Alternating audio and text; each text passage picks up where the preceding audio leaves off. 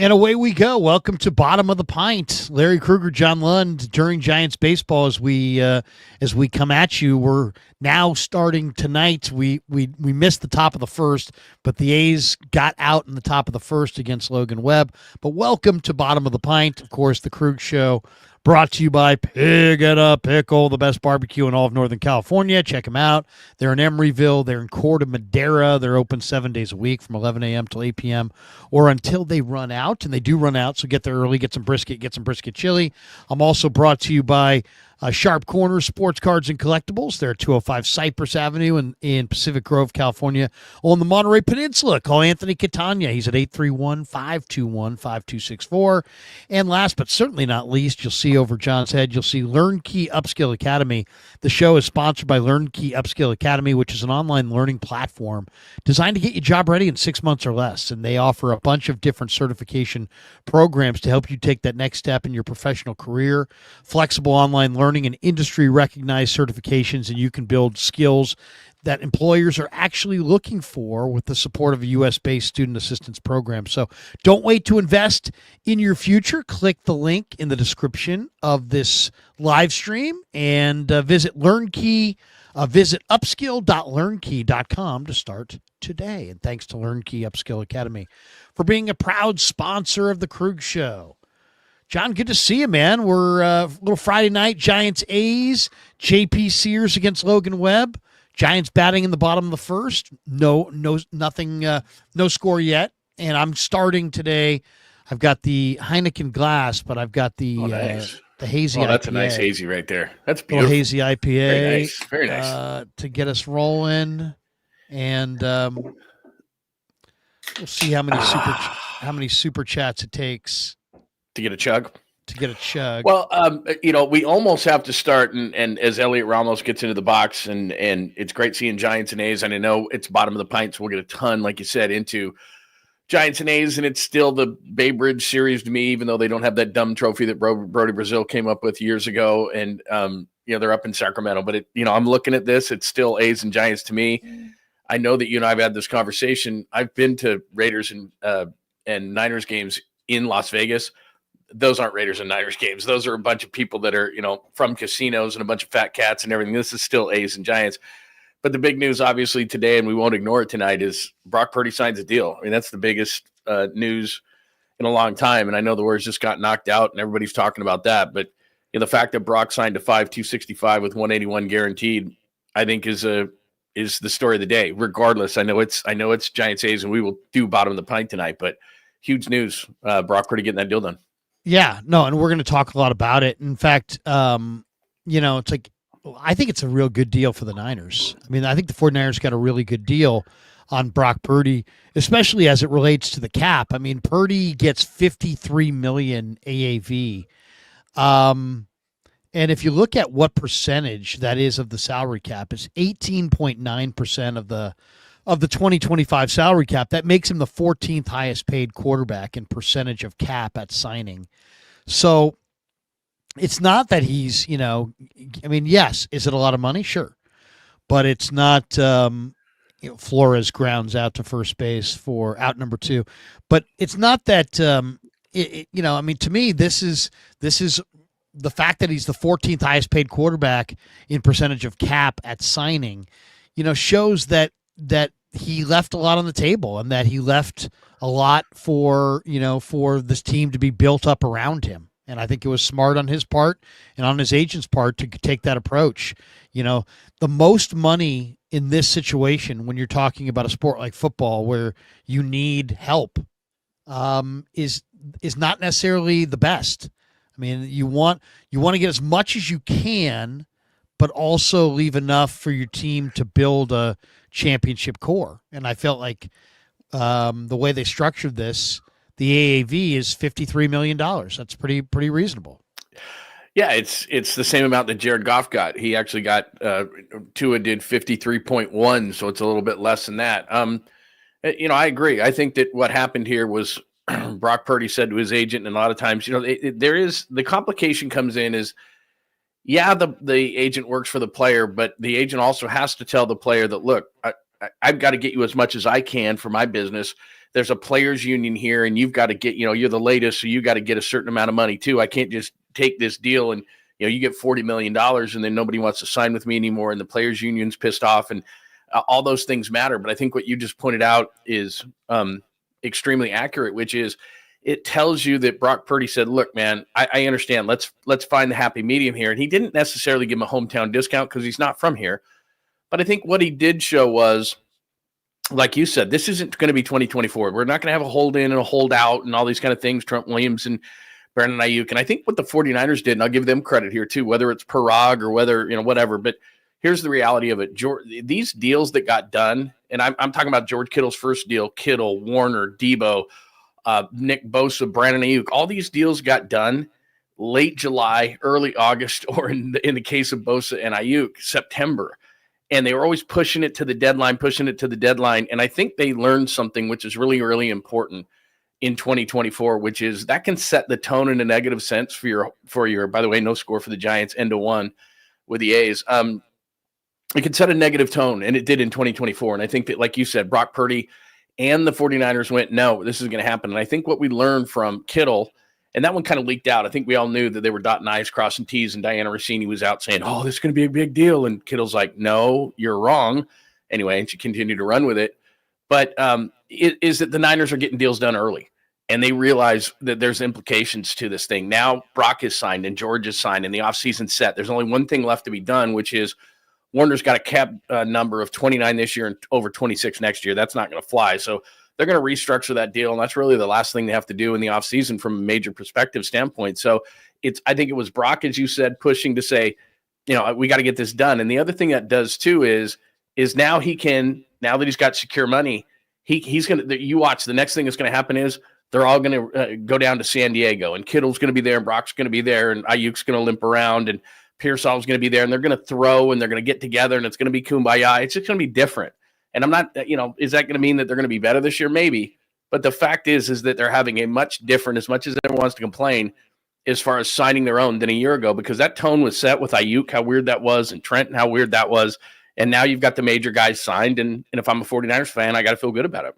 Yeah. I mean, you have to feel pretty good. I mean, that it's done. If you want it done, there's a lot of Niner fans that didn't want it done. They didn't have it. I mean, there was no choice, right? I mean, the organization knew that's the guy they wanted. So yeah, I mean, that's the guy they wanted. I mean, that's the whole thing. And I know we're going to talk, I'm sure, about Florio and people like this, and the people who don't think he's, look, the pecking order of quarterbacks, there's 3 in the league that are great, and Joe Burrow's probably the 4th.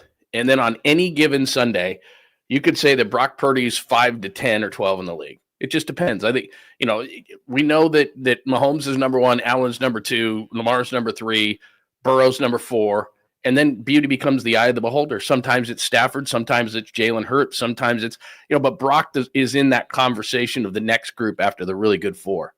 And so whether a guy like Florio wants to acknowledge that, like I read a piece he said today, and he said, you'd be a stretch to put Brock in the top 10. Oh, yeah? Not that I give a shit about his list, but give me the top 10 and tell me where Brock isn't in there, because he is. So you just got a top 10 quarterback to me for the, where he should be paid. And I think we've seen so much guys get overpaid, but $181 million, that's less than Trevor Lawrence. He's better than Trevor Lawrence. Trevor Lawrence got $200 million and 55 a year. Brock got 53 and 181, and 181 is the number that matters.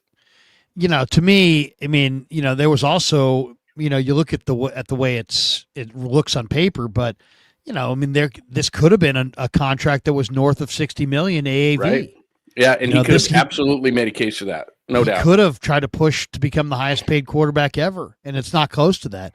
The $53 million ties him with Jared Goff. He makes him the 7th highest paid quarterback on the list, and that's gonna, he's never gonna be higher than that. He's gonna continue to drop as more quarterbacks get paid, and as the cap continues to explode, the quarterback contracts will continue to escalate wildly. And there's a very good chance that 3 years down the road, this is gonna look like a bargain. $50 million, I think, is the going rate for a top tier NFL quarterback, and he's played like a top 10 NFL quarterback. So, I understand. We're a little disappointed. He didn't beat Mahomes on Super Bowl Sunday. But it can't be all about, that little margin right there. It's like, if he had gotten that one pass play in overtime, or if the Niners defense had held one time when he walked off the field twice with a lead in the Super Bowl, then he's worth the money and he's worth all this stuff. But until that point, he's not worth any of it. It's like that's a little too bipolar Benny for me. Just to your point, which is a really good one. So let's say they stop Mahomes on 4th and 1 in the Super Bowl and they win it. Does Brock get 60? Probably, but he wasn't even on the field. Like, you know what I mean? It's 4th and 1. They do, they fool the Niners defense and he gets far more than that. We knew they were going to go down the field and score that touchdown. But, if they stop him on 4th and 1 when he's not even on the field, then Brock's a $60 million quarterback, according to guys like Mike Florio. They just don't know. And he's uninformed. And the talking heads that are inevitably going to talk about this nationally on Monday and say he's not worth it just don't understand the game. And the people that understand the game are going to say that it's a great deal. And I don't know, Kyle Shanahan's pretty smart. He had no problem. And we knew you were down there. You sat front row right in front of Kyle Shanahan when he said it. When they did locker cleanout day, for anybody who didn't think they were going to pay him this type of money, or I thought even more, when Dre Greenlaw's name came up, they kind of went, eh. When Debo's name kind of came up, they kind of went, eh. When Brock's name came up, Kyle Shanahan basically said, he's my son, and I'm never going to leave him, and he's going to be here as long as I'm going to be here. I mean, he slobbered all over him. I mean, it's just the organization has done that ever since he's become a starter. They want Brock here. And if you just look at the logic of it between the numbers and the success, he went to the NFC Championship game his first year. He went to the Super Bowl his second year. And the third year in the league, he lost Christian McCaffrey, Brandon Aiyuk, had a bad offensive line. I mean, those sound like excuses to people, and I understand that. But take that away from any quarterback, and I mean any quarterback, Mahomes, Lamar Jackson, Josh Allen. Take those things away from those guys and see how they do. And that's what happened. He forced too many throws. He wasn't very good last year up to his standards. But the reality is when Christian McCaffrey's back on the field and eyes go to Christian McCaffrey when he goes out of the backfield, and that linebacker takes maybe one step up because he sees McCaffrey, and then that opens up the hole behind him for a slant for Ricky Pearson. He goes for 60 yards just because that linebacker stepped up because McCaffrey's on the field and that hole was a little bit bigger behind him. Everybody's going to think Brock is great. But the reality is he gets his weapons back, and he's going to be that much better. Yeah, I mean, this is a guy that you have to surround with talent, right? You have to surround him with talent. But I think this is a reasonable thing. I mean, there's only two sides to this. Either you didn't want the Niners to sign him at all, but if you wanted the Niners to sign him, you can't argue about the price because the price is reasonable. $53 million ties him with Goff for seventh highest value. He's getting less AAV than Lawrence and Tua, who he's accomplished more than. His $181 million in guarantees, that puts him 8th overall as far as guarantees. So it's a fair contract. How can anybody else it's reasonable. And to me, and people have to understand this, it's not that the 265 isn't important, but we haven't seen the structure of the deal yet. 265 is important, but it's important for the agent. He's not going to see all that money. The guarantee is what's important. So he's getting $181 million, and like you said, it's 7th on the list. How can anybody complain on that? That's 181. That's what he's actually going to see. So 53 a year, whatever, 265, whatever. That's all like pumping up a tire. It's inflated. But the 181 is what you're going to see, and it's 7th. Is somebody on Monday going to complain on one of those talking head shows that he got too much in that way, or that is Florio? I mean, Florio's already on it saying, well, you got to see the structure. Well, from what I've heard, the structure is the first year it's only going to be about a $10 million cap hit. So for everybody who's complaining that Brock's contract was a reason that they let everybody go this offseason, that's inaccurate. He's going to have probably, I mean, Kittle's going to have a higher cap. Bosa's going to have a higher cap. CMC. I mean, he'll probably be, even though he's getting all this money, for the first year of the cap, because of the way that they structure these things, he'll probably be like the 10th highest paid 49er. Because remember, the first year of this deal, they're ripping up the deal of the last year, and it's a combination of this year plus the extension. So he's not going to have a huge cap number next year. They didn't pull this team apart to a certain extent because of Brock's deal, at least not for the first couple of years. They did this because Jed York looked at it and said, we're bloated. I mean, Brock's coming up, there's no doubt, but these contracts are bloated. The Hafungas and these guys, they're not living up to these contracts, and we're not going to pay them. So yeah, it's a little bit because Brock's getting paid. He's going from $1 million to even the first year, whatever that number is going to be, but it's not going to go 0 to 50 like people think it's going to go. That's not the way these contracts work. Well, and it's pretty clear the way, this is going as well. The 49ers yesterday sold off 6% of the franchise to the tune of $510 million. And now they're going to be paying, and they paid Brock $100 million plus at the signing bonus, dude, right? How would that be? How would that be that you're Brock Purdy, and it's not like Brock was broke, right? He had the Toyota deal, and I remember we had him at the Super Bowl after his rookie year, and he was doing endorsements of everything that wasn't nailed down, like Panini cards. And I mean, he's got some seed company. Remember that whole thing? He's doing all that. And so he's got some endorsement deals. It's not like Brock is broke. He's probably got, I don't know, 10, 20 million bucks in the bank, but still, you know how many times you look at your bank account after you sign that deal and you see like $100 million in there? I mean, it's just that's unbelievable. Let's gauge some of the reaction from around the interwebs. Yes. Here we go. Here's the first reaction. This guy, Mr. Seahawk. Here's something we can all agree on with the Brock Purdy contract, $181 million of it guaranteed. To go from Mr. Irrelevant, the last player picked, to $53 million a year for 5 years, it is a great signal to every football player in America. You can be a little small. You don't have to go to a traditional power. You don't have to be. Think about this: greatest quarterback ever, Brady in the 6th round, Hall of Famer Kurt Warner undrafted, and Brock Purdy the final pick. That's a good message for football players. Keep your head on straight, be focused, work your butt off, and you can get a very large bag. Somewhat subdued Cowherd. Yeah, Cowherd was bugging the shit out of me before. Yeah, Let me play this other Cowherd, which is annoying as hell.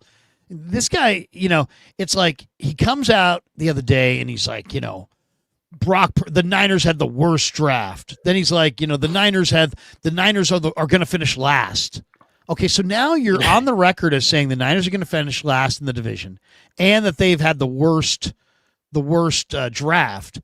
And then he comes out and is like, after looking at this schedule, if they win 10 games, that's not success. And it's like, okay, here it is. Here's a little bit more of Cowherd.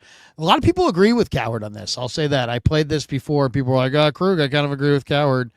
So here's what he said. To me, this is just another guy.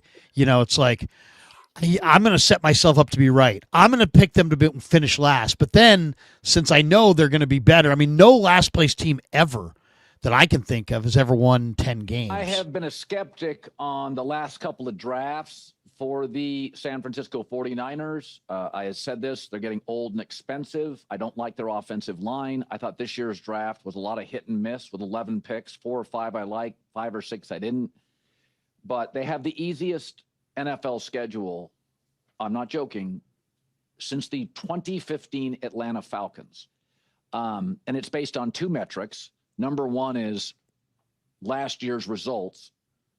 So they're playing a lot of teams that were bad last year. And the second metric is a lot of teams that are projected to be lousy this year. So on 2 different metrics, they've got the easiest schedule. Now, I will say this. If you gave Patrick Mahomes, Lamar Jackson, Matt Stafford, Josh Allen this schedule, it is 13 to 14 wins. This is an affront to competitive football. And I don't want to hear $55 million Brock Purdy. I don't want to hear any excuses, or I don't want to hear any pom-poms when he wins 10 games with this mess of a schedule. San Francisco, not only is this schedule littered with mediocrity, they don't face a single team off a bye. Okay. Outside of Matt Stafford twice and CJ Stroud once, they don't face what people view as an elite quarterback. In fact, it's rookie quarterbacks, it's quarterbacks without 20 total starts. So I'm done with the Brock Purdy excuses. I don't know that anybody's ever offered any Brock Purdy excuses, but at the same time, I love how this guy's now carved out. If the 49ers are really bad this year, then he's like, hey, I was right. They were really bad.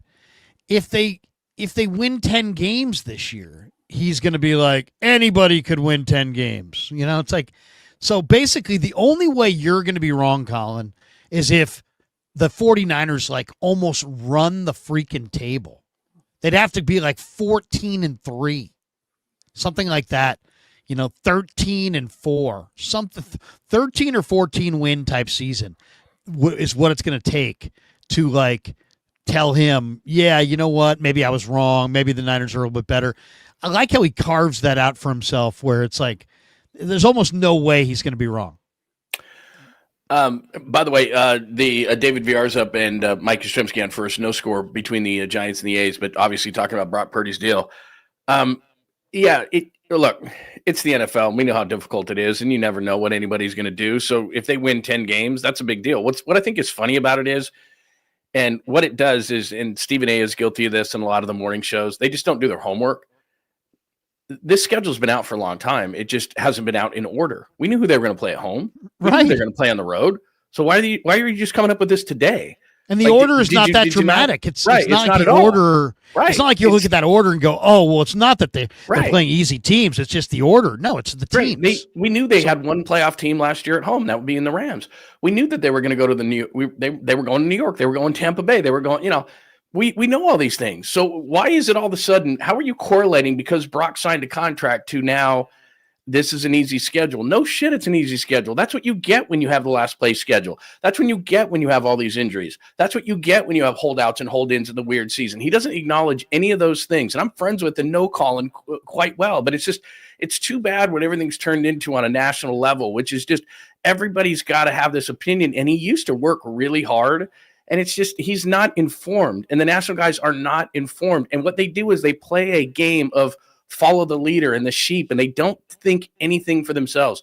Oh, wait a minute. Brock Purdy's no good and the Niners sucked. And that narrative just goes on and on and on.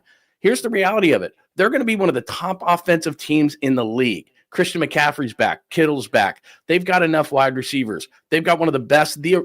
Everybody runs a version of Kyle's offense. Like him, hate him, whatever. He's really good. So they're going to score points. My question has nothing to do with Brock Purdy. Never did in this offseason. I knew they were going to sign him. So did you. We knew it.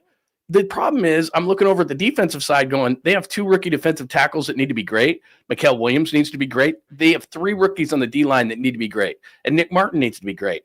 And Mustafa's hurt, and I don't trust their safeties. And, it's on and on and on. How much magic? The question of the season, even though it's not the sexiest question, and they'll never talk about it on a national level because it just doesn't garner enough clicks, is the number one question is, what are they going to do defensively and especially in that front 7? Because they're going to count on 4 guys in the front 7, in the 3 defensive linemen I just mentioned, and Nick Martin. Those are the guys the key to the season, not Brock. Brock's going to be fine. Brock tried to do too much last year because he had so many injuries. McCaffrey's got to be healthy. Ayuk's got to come back at some point. Jennings is good. Pierce, I have trust in. They're going to score points. They're going to be fine. It's just, can they stop anybody? I know it's not sexy, but if the Niners can stop somebody, guess what, Colin Cowherd? Not only are they going to win 10 games, I'm not going to want to see them in the playoffs either because they're a veteran team. They're going to be one of those teams like the Warriors where they're going to make the playoffs, and there's going to be a team like Philadelphia or Detroit or somebody like that that's had this amazing season. They're going to win 12 or 13 games. And you know what their reward is going to be? The Niners coming in. You think they're going to be nervous about that? They are, because you're not going to want to see. I don't care. They're going to win 10 games, might win 11 games. They're going to go to the playoffs. And everybody all season long, including Howard and all these dumbasses on the national level, Niners suck. They haven't proven anything. They haven't played anybody. Guess what? They're going to play somebody in the playoffs, and that team is not going to enjoy it. I'm not saying they're going to win. I'm saying I don't want a veteran team with Super Bowl and playoff experience coming into my house to ruin my 14-win season, because that's exactly what they could do. Drive to the gap in right center. Looks like Jung-Hoo Lee kind of stumbled out there. Looked kind of awkward.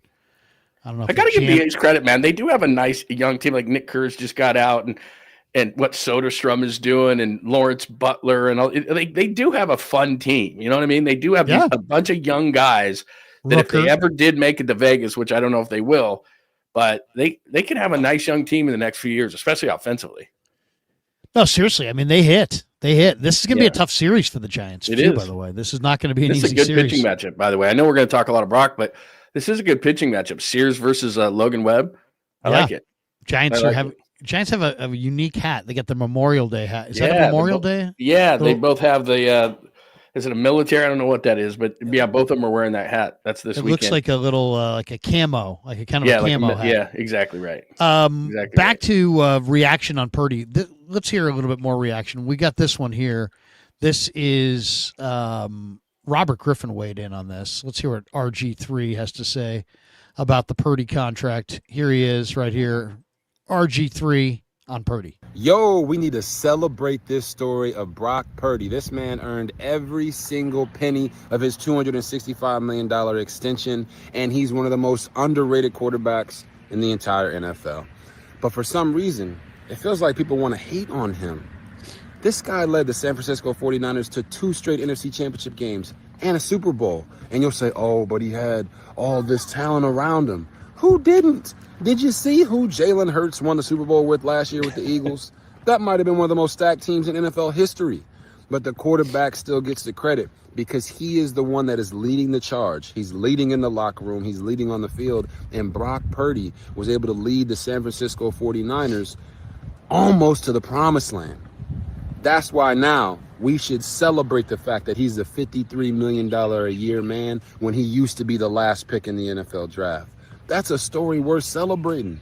All the things he had to overcome. Oh, he's not tall enough. He doesn't have a strong enough arm. He can't make enough plays.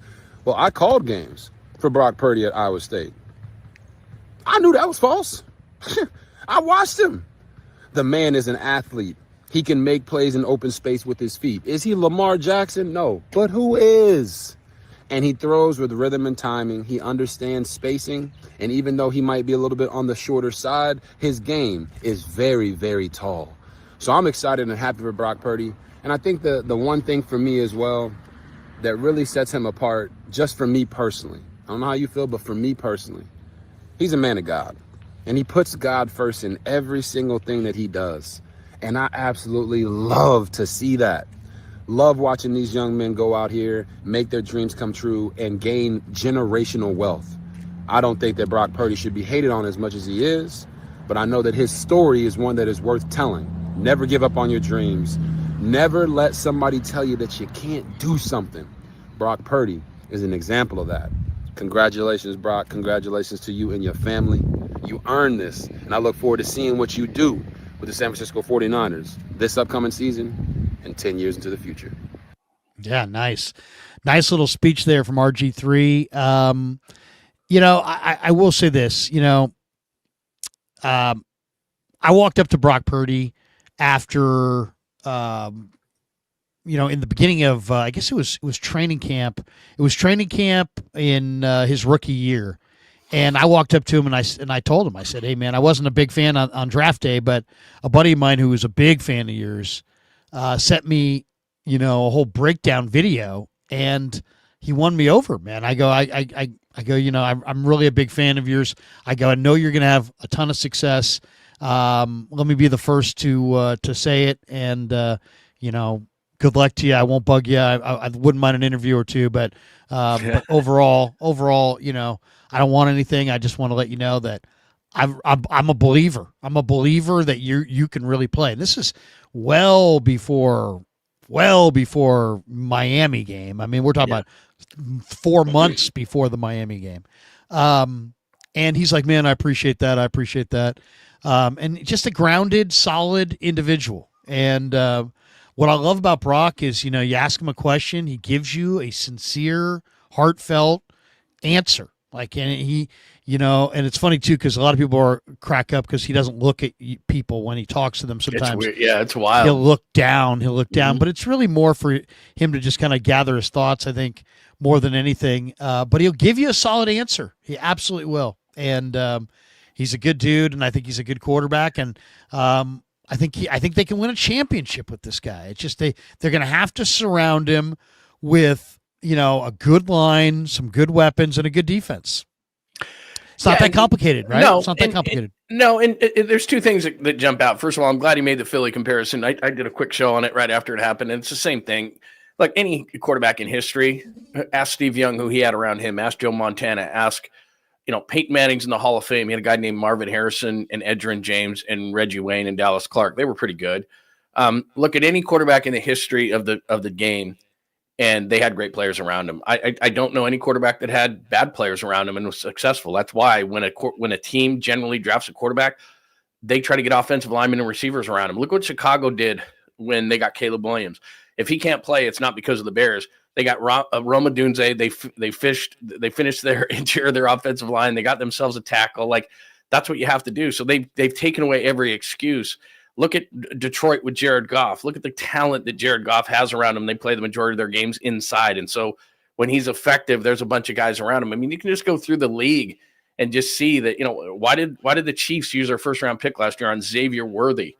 I mean, Mahomes was great, don't get me wrong, but he's got to have some weapons around him. How come the Chiefs became better when they got a running game around Mahomes? So there's every quarterback in the league, and you have to have a certain amount of talent around you. And if you don't, you just can't be effective. So the weird thing that I always find in what RG3 said there, and very complimentary about Brock, was a couple of things. I cannot understand that what should be a really good feel-good story, and I do blame the national media for this in the way that we do media nowadays. Why is it that a guy who's picked 262 and gets $265 million and works his ass off and is a really nice guy, and it's part of the reason you give a guy this kind of money, because he's not going to embarrass you. He's going to be the face of your franchise, and that's part of this whole thing of being a quarterback. So Brock does everything right, and he doesn't embarrass your franchise, and he works hard, and he's humble, and like you said, he's good to the media, and he does all these things that should be, a story that you'd make a movie out of. But for some reason, there's just this group of haters. It's national guys that are constantly taking shots at him, and I don't understand that standpoint. Cowherd said nice things, but I've heard him before, and Florio takes constant shots, and all these guys, they just don't. It's almost like they don't want the guy to succeed, and I don't get it. I understand if you don't like Deshaun Watson and some of the things that he's done, or certain guys that are a-holes to the media or whatever. We're human, and it's human nature to not like those kind of people. But Brock is great. So Brock as a person is great on the field, off the field. What a great story. Work hard. They draft the kid 3rd overall. He blows out, and you bring in Brock Purdy. What a great story. But yet there's this whole faction of people generally in the media who go after him constantly, and therefore there's a group of people who follow that lead of those sheep and don't like him as well. And I'll never figure out why. Shouldn't Brock just be completely, look at this. What a great day for this kid who was picked 262. There's never been a story like it. And yet, not the only thing, but from a national standpoint, the first thing out of Florio's mouth is, well, let's see how it's structured, because this is going to screw him up. And, guys like Puka Nacua are like, oh, they'll never be able to win with them. Really? Because every team that wins a Super Bowl, Jalen Hurts just won a Super Bowl. Doesn't he make $52 million? Like, you can poke holes in all of these theories constantly. So I don't understand the hate on the guy. I just don't. I don't get it. Well, let's hit those from a couple angles. One, Puka Nacua. Dude, you broke the code. Do you not know the code? Did somebody not tell him the code? Right. You don't talk about other guys' money, and you never pocket watch somebody else. It's a bad look, and it's just bad form. So, and the players should be together, on that. They should all be rooting for one another to make as much as they possibly can. So that's one. Two, it is kind of crazy. This is nothing but a great story, and anybody who's turning this into a negative is hunting for the negative. Mm-hmm. This was Mr. Irrelevant. This was the last pick in the draft. And this kid, it's a great story. And yet, I don't know if it's because, let's just take the Niner fans, leave the national idiots out for a second. I don't know about you, John, but I run into a lot of Niner fans, and the first thing that hits me is, are you a football fan or are you just a Niner fan? Mm-hmm. And I see this a lot with the Giants. I see it more with the Giants, I got to be honest. There are more Giants fans who know dick about the rest of baseball than any, you know what I mean? I've never seen Giants fans know so much about the Giants and so little generally about baseball.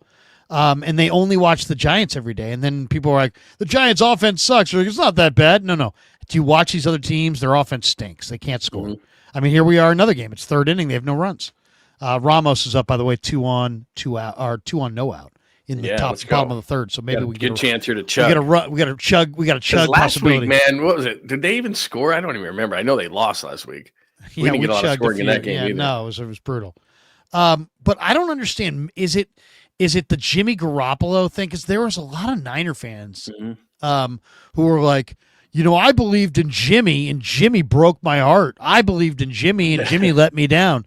So I'm not going to believe in Brock. So I think there's some fools who are like, they can only think, in recent Niner quarterbacks, and that's like their entire scope, and it's just too narrow.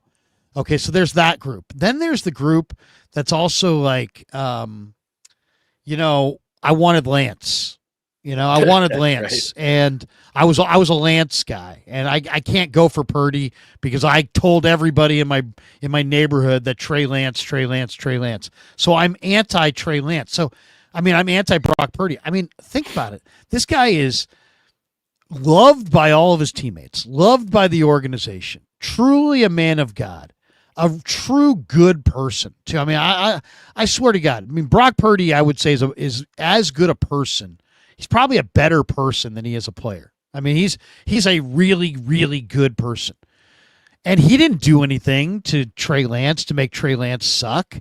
And yet there are people that are he's like a very polarizing player, considering there's absolutely nothing polarizing about him. Yeah, that's a great point. He's the most likable He is the most you would never believe, if you played a round of golf with this guy, if you met him at a baseball game, if you just ran into him on the street, nobody would ever believe that a guy this kind-hearted, this, consistently productive would even be anywhere close to this polarizing. He should be universally beloved. He should be. Yeah. What's so weird about it is, and you heard Cowherd say it, you heard on a national level, you don't hear it so much locally anymore, but on a national level, it's almost like Brock Purdy's middle name is Mr. Irrelevant, or Brock Purdy's last name is 262, And I think where it comes from is because where a lot of these guys get their information is, from agents or certain parts of teams. And a lot of teams don't like Brock Purdy because he makes them look bad. Because when you pass on Brock Purdy 7 times, and he gets picked 262, your owner comes to you, who doesn't know a whole lot, but comes to you and says, why the hell didn't we get Brock Purdy? Like, what are you guys doing down here that this guy can slip through the cracks 7 times and you didn't get him? So it pisses people off. And so then these national guys talk to these people, and they have a negative narrative towards them because it got them in trouble that they didn't pick them. And then they just can't get past this whole thing at 262. Like, to me, Trevor Lawrence, I didn't think he'd get less than Trevor Lawrence. Lawrence got $55 million guaranteed, and Lawrence got $200 million, or excuse me, $55 a year, $200 million guaranteed. I thought Brock would at least get that. Now, you brought up a great point to start the show. Part of this was Brock saying, look, I'm going to be able to take care of 10 generations of my family with $181 million. I'm not talking 265. I'm just talking the guaranteed money because that's what he's going to get guaranteed, $181 million. Okay, after taxes, whatever, California, kicks your ass on that and all that kind of stuff. Maybe he sees 90 to 100 million. He's got to pay his agent, so 80 or 90 million, whatever. It's a lot of money. And so I thought he would get 200 million. But the thing is, people don't have a problem with Trevor Lawrence getting the money. Trevor Lawrence hasn't been very good. Trevor Lawrence, they've done everything. They've drafted receivers. They signed Christian Kirk. They signed Evan Ingram. They brought in an offensive coach. Okay, they screwed up bringing in Urban Meyer, but then they brought in Doug Peterson. That didn't work. Now they're going to bring in Liam Cohen. They are constantly doing everything. They've overpaid for free agent offensive linemen down there in Jacksonville. They've tried to give Trevor Lawrence everything, and he hasn't played as well as Brock Purdy. They don't have success like Brock Purdy. He got $200 million at 55 per, and one of the reasons he did was because he was the first pick of the draft. Do you ever hear anybody bitch and moan about Trevor Lawrence? Probably not, because Jacksonville's irrelevant. But none of the national hosts ever say, Trevor Lawrence should have been a lot better. Now, in that same draft, you got Wilson and you got Lance and you got Mac Jones, and those guys all busted completely. But I thought Trevor Lawrence was going to be a superstar. Started 4 years at Clemson. He was supposed to be the best quarterback prospect since Andrew Luck. Yeah, and I saw him just like you did at Levi Stadium against Alabama. I thought they won the national title. I thought this guy's going to be the next thing. I agree with you. I thought he was going to be Andrew Luck. Now maybe he's still going to be, but he hasn't been. And they've gone through like 3 coaches. They've tried everything they possibly can. And Brock's better. Brock's better statistically. Brock's won more games. Brock's head-to-head beat Trevor Lawrence. Trevor Lawrence is the first pick, so it's okay if he gets all that money. But because Brock's 262, people just can't get over it. They just can't, and it's going to happen for his entire career. And I think the only time they'll ever get over it, and even the Florios will make an excuse when and if it does happen, if he wins the Super Bowl and is holding that trophy, then a lot of people will let that go. But I think a lot of people still say he had all this talent around him.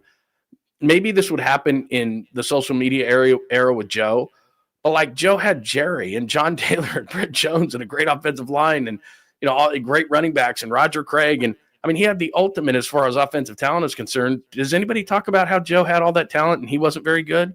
Because he was about the same size as Brock Purdy. I'm not saying Purdy's Joe. He's not. He hasn't won those things, and he doesn't deserve to be in that conversation. But I'm saying that quarterbacks have a lot of talent around him who are successful, and I haven't met one yet that has not had the talent. So Brock somehow gets criticized for being picked 262, criticized for having talent around him, criticized for being a good guy. It's just it's unbelievable. But criticized for the clothes that he wears to the game. Right. People are like, look at this dork. Look at this guy. Look at this guy. Look at this guy with the dungarees. Right. Look at this guy. He can't win. I will admit that I maybe have put out a meme or two of Brock Wait a second. wearing, Deep drive to left. Granny. Now Wilmer Flores with the grand slam. We're gonna have to chug a full one for that. Oh, there we go. I'm gonna pop one. Wilmer Flores with the granny. See, I'm behind you, so that's good. Now I can watch for it. There it is. Wow. It's a no doubter. God, and JP Shear's having a good year. Here we go, Oh, Wilmer. man. I got to let this. Oh, no, that's going down fast. All right. Good. Perfect. Jeez, here's the Wilmer. Putting a 4 spot on him with no out. Nice. Dude, look at it. It says 7th career grand slam. Dude, thank God for him. I'm going to be really angry if I was going to have to watch Lamont Wade. What is he hitting, about $150 right now? God, that tells you about their lack of depth in the organization. And we're not negative on Fridays, but thank God he's playing first base and I don't have to watch Lamont Wade tonight. I'll cheers to that in addition to the grand slam, but very nice. God, I'm way behind. He still hasn't hit it yet. Here it comes right now. Yeesh, I got to get caught up here. I'm on an app. That's what it is. Oh, are you? Nice. Yeah, I'm on an app, so I'm a little bit behind here. Apologize. I got to get this thing up to speed here. 4-0 Gigantes. Very cool. Very cool. Did you already chug? Did I miss it? Well, I didn't chug it all. I just kind of slammed some of it. That's all right. There's nothing wrong with that. I'm gonna chug for a granny. You hit a granny. I know. I was thinking about it, but I also had. I already in the past when we've done this. In the past when we've had this, I've usually waited and ate dinner afterwards. But tonight I barbecued. I barbecued burgers for the kids, and I also barbecued a couple of kielbasa's. Oh, bro! A couple of kielbasa's and a bunch of burgers. I should have went to your house. For my teenagers, and nice. They like it when I make them. I made them cheeseburgers, and I that sounds so I good. leave them just a little bit undercooked, just a little bit undercooked. Yep. Like not like I don't cook it till it's like all the way through. Right. On the inside, it's a little pink still. I still love a little that, pink. man. My dad used to cook them that way. That's the way to go. And it's so amazing that we did some onion rings and come on, some fries. So you're a little full right now. So I'm a little full. So I the last thing I want to do is yak in the middle of. Yeah, you gotta let it settle a little bit. So that's classic. It's still riding a little high on me. Still riding a little high. That's a great way to put it. Yeah. All right, well, I'll do it. Here's to Wilmer. All right, here's to the granny for Wilmer. 4-0. It's bottom of the pint still, but still, you got Brock signing today. So here's to Brock signing the 265. Here's to Wilmer. God, that was right in his wheelhouse too. That low pitch. Here's to Krueg's barbecuing. Here's to everybody in the room. Welcome to another fine edition of the bottom of the pint. And it's only the third inning, so we didn't have to wait till I think last week. What was it, like 8th or 9th? I mean, we didn't get anything till late. Speaking so very nice. on the Giant front. Well, first of all, on the reaction more to Purdy, let me show this. This also it's kind of cool. This is Debo. Debo reacted. He said, "Congrats, brother. Well deserved. Prayers, love at Brock Purdy 13." So Debo showing some love to Purdy. See, it's kind of like you said. You brought up a great point with Puka Nacua saying that. Like, I know he was on a podcast and he was getting a little loose or whatever like that. But like, dude, that's a cardinal sin. That's one of the first rules. Is like, at some point you're going to get paid. And you were what was he, a 6th round pick, 5th round pick, whatever Puka was. Like, dude, you know what it's like. You're not making the most money right now.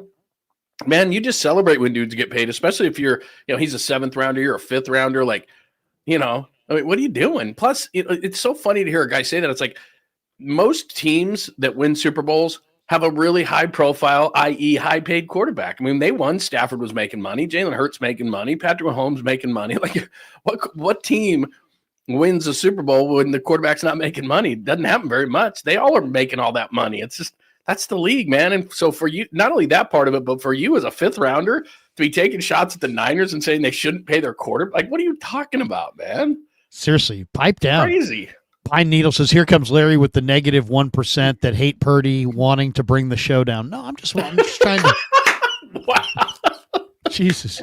Just trying to inject a little variety. Variety is the spice of life.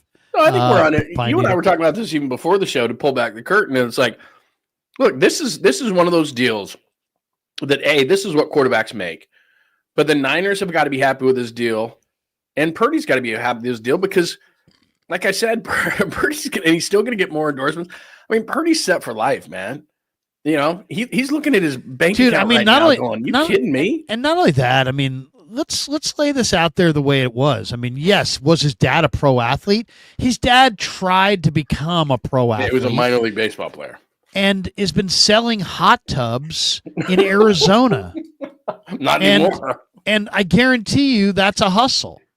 I guarantee you his dad's working pretty damn hard. Yep. I guarantee you that Brock would Brock has talked about it. It's not like he didn't grow up rich. He grew up poor, if anything, or just, middle class. And it's like, he's not some silver spoon guy. He's a kid who's really worked at it. And the fact of the matter is he's a great guy and a great leader. By the way, on the Warrior front, there's a lot of talk today about Jonathan Kuminga's leaving. Did you see this little picture of the Valkyries game tonight? That blurry picture. I don't know if you can see it. Look at his hand, with his face in his hand like that. Yeah. First of all, it's like he doesn't look at all happy. I mean, he looks bored as hell, but to be there at the Valkyries game, and that's the other thing. Did he draw the short straw and he had to go? Like that was part of the deal. Like you got to go to the game or something because he looks. Well, but you see who he's sitting next to? He's sitting next to Joe. He is. So you got Lakeup's wife, girlfriend, whatever. Are the Valkyries light years too? The Warriors' biggest fans. And then got the purple tie on. And then JK sitting pants. there. Oh, he looks really happy, doesn't he? JK sitting there looking pissed. Like, you know what he's doing? He's going. He just asked him. You know what it looks like if you had to summarize their conversation. Kuminga said, "So where are you trading me?" And Joe says, "I don't know if we're going to trade you." And he's pissed. He's just pissed. Why don't you come with me to the Valkyries game? We'll talk about it. We'll drink a couple $50 beers. Exactly. We'll sit courtside. I mean, and here's the other thing too. I mean, does a Valkyries a Friday night game at the Valkyries? You really got to go tie? Are you going? I guess tie? It's their inaugural game, so he's believe me. What they didn't have T-shirts like they normally do. What, you're not going to have T-shirts for the inaugural Valkyries game? You're going purple because she's got and their colors go with nothing. I mean, what would you call that purple? I mean, it's not. It kills me the number. It kills me the number of people that have absolutely no interest at all in women's basketball, watching it at all. But they're so into virtue signaling that they're just going to sit there and be like, hey, man, are you going to the Valkyries game? It's going to be awesome. It's going to be so exciting. Oh, my God, I'm so fired up. Especially, can you imagine? No, you're not. Take a lie detector test. Take a lie detector test. I don't think you're so fired up. Well, not only that, you're going from, in a matter of days, someone who's at that game right now, 2 days ago was at a Warriors playoff game playing for their life, right? It's like, the Warriors are playing in the playoffs against Minnesota, and then 2 days later you're playing a WNBA game with like nothing on the line. Like talk about just a, in terms of just the, the hype and everything's like, whoa, Warriors playoff game. And then it's like, I mean, it's just like, And people are like, "Wait, man, do you like basketball?" It's like, yeah, I like football too. Doesn't mean I want to watch the cops play the firemen. Right. You know, I mean, it's like Exactly. I want to see a certain level. I personally don't enjoy the WNBA that much because I don't enjoy the girls. I think the girls showed this year that they're incredibly petty. They're incredibly jealous. Oh, the whole Kate and Clark very thing. small-minded. I mean, Yeah. why would I want to support a bunch of small-minded people who are jealous of their moneymaker? I mean, the one thing that you didn't find in the 80s, you didn't find a bunch of NBA players that were anti-Michael Jordan in 1985. That's what I was just going to say. Like, hey, you can further my sport and make me more money, then I'm all for it. I didn't understand that. I'll let you in on a little secret. And it's evolved and changed a great deal. But yours truly was a sideline reporter, in-game sideline reporter for the Utah Stars, who then turned into like San Antonio Stars or something. They were only in Utah like 2 or 3 years. But I was so pissed off because it's early in my career and I'm trying to, be a go-getter and everything. And they say, got good news for you. You're going to be on the Utah Stars WNBA broadcast. It was the first year that they were in existence. But it was summertime, and it was so beautiful outside in Salt Lake City. Like, it's a beautiful time of year. And I had to be inside for like 20 games during the week. And the Stars had a center. Her name was Margot Dydick. She's passed away, but she was 7'2". She was 7'2", and she could not. She was so mechanical. It was like, but it was a totally different thing. I mean, it was like there was no one there. And the people that were there, let's just be nice and say they were hitting on the girls, and it was very uncomfortable. And those were the ones sitting front row. I mean, the evolution, I will say, the evolution of what they are now and what the sport is now to where it was like that first couple of years when yours truly was a, sideline reporter with about 500 people in the Delta Center in the summer. It's evolved quite a bit from what it was, believe me, because that was no plum assignment at the time. Like, everyone's like, well, you're going to be on a broadcast. I'm like, a WNBA broadcast. Like, they were like, does anyone want to do this? Or like, Lund, you'll do it. I'm like, huh? Nowadays, it's like, people want to do it. Back then, it was like you were punished. And so then you had to do it because I wanted a better spot with the Jazz. I was like, okay, they're like, well, if you do this, then, it'll curry favor for us once the Jazz season starts. So you would do that. But nowadays, it has evolved into, quite a better product, I will say. First of all, I interviewed David Stern one year. I forget what year it was. Ray Ritter helped set it up. And in the interview, I asked David Stern, I said, Commissioner Stern, you've been running the NBA for, I think it was in the 90s, so it was probably 15 years. I go, you've been running the league for 15 years or so.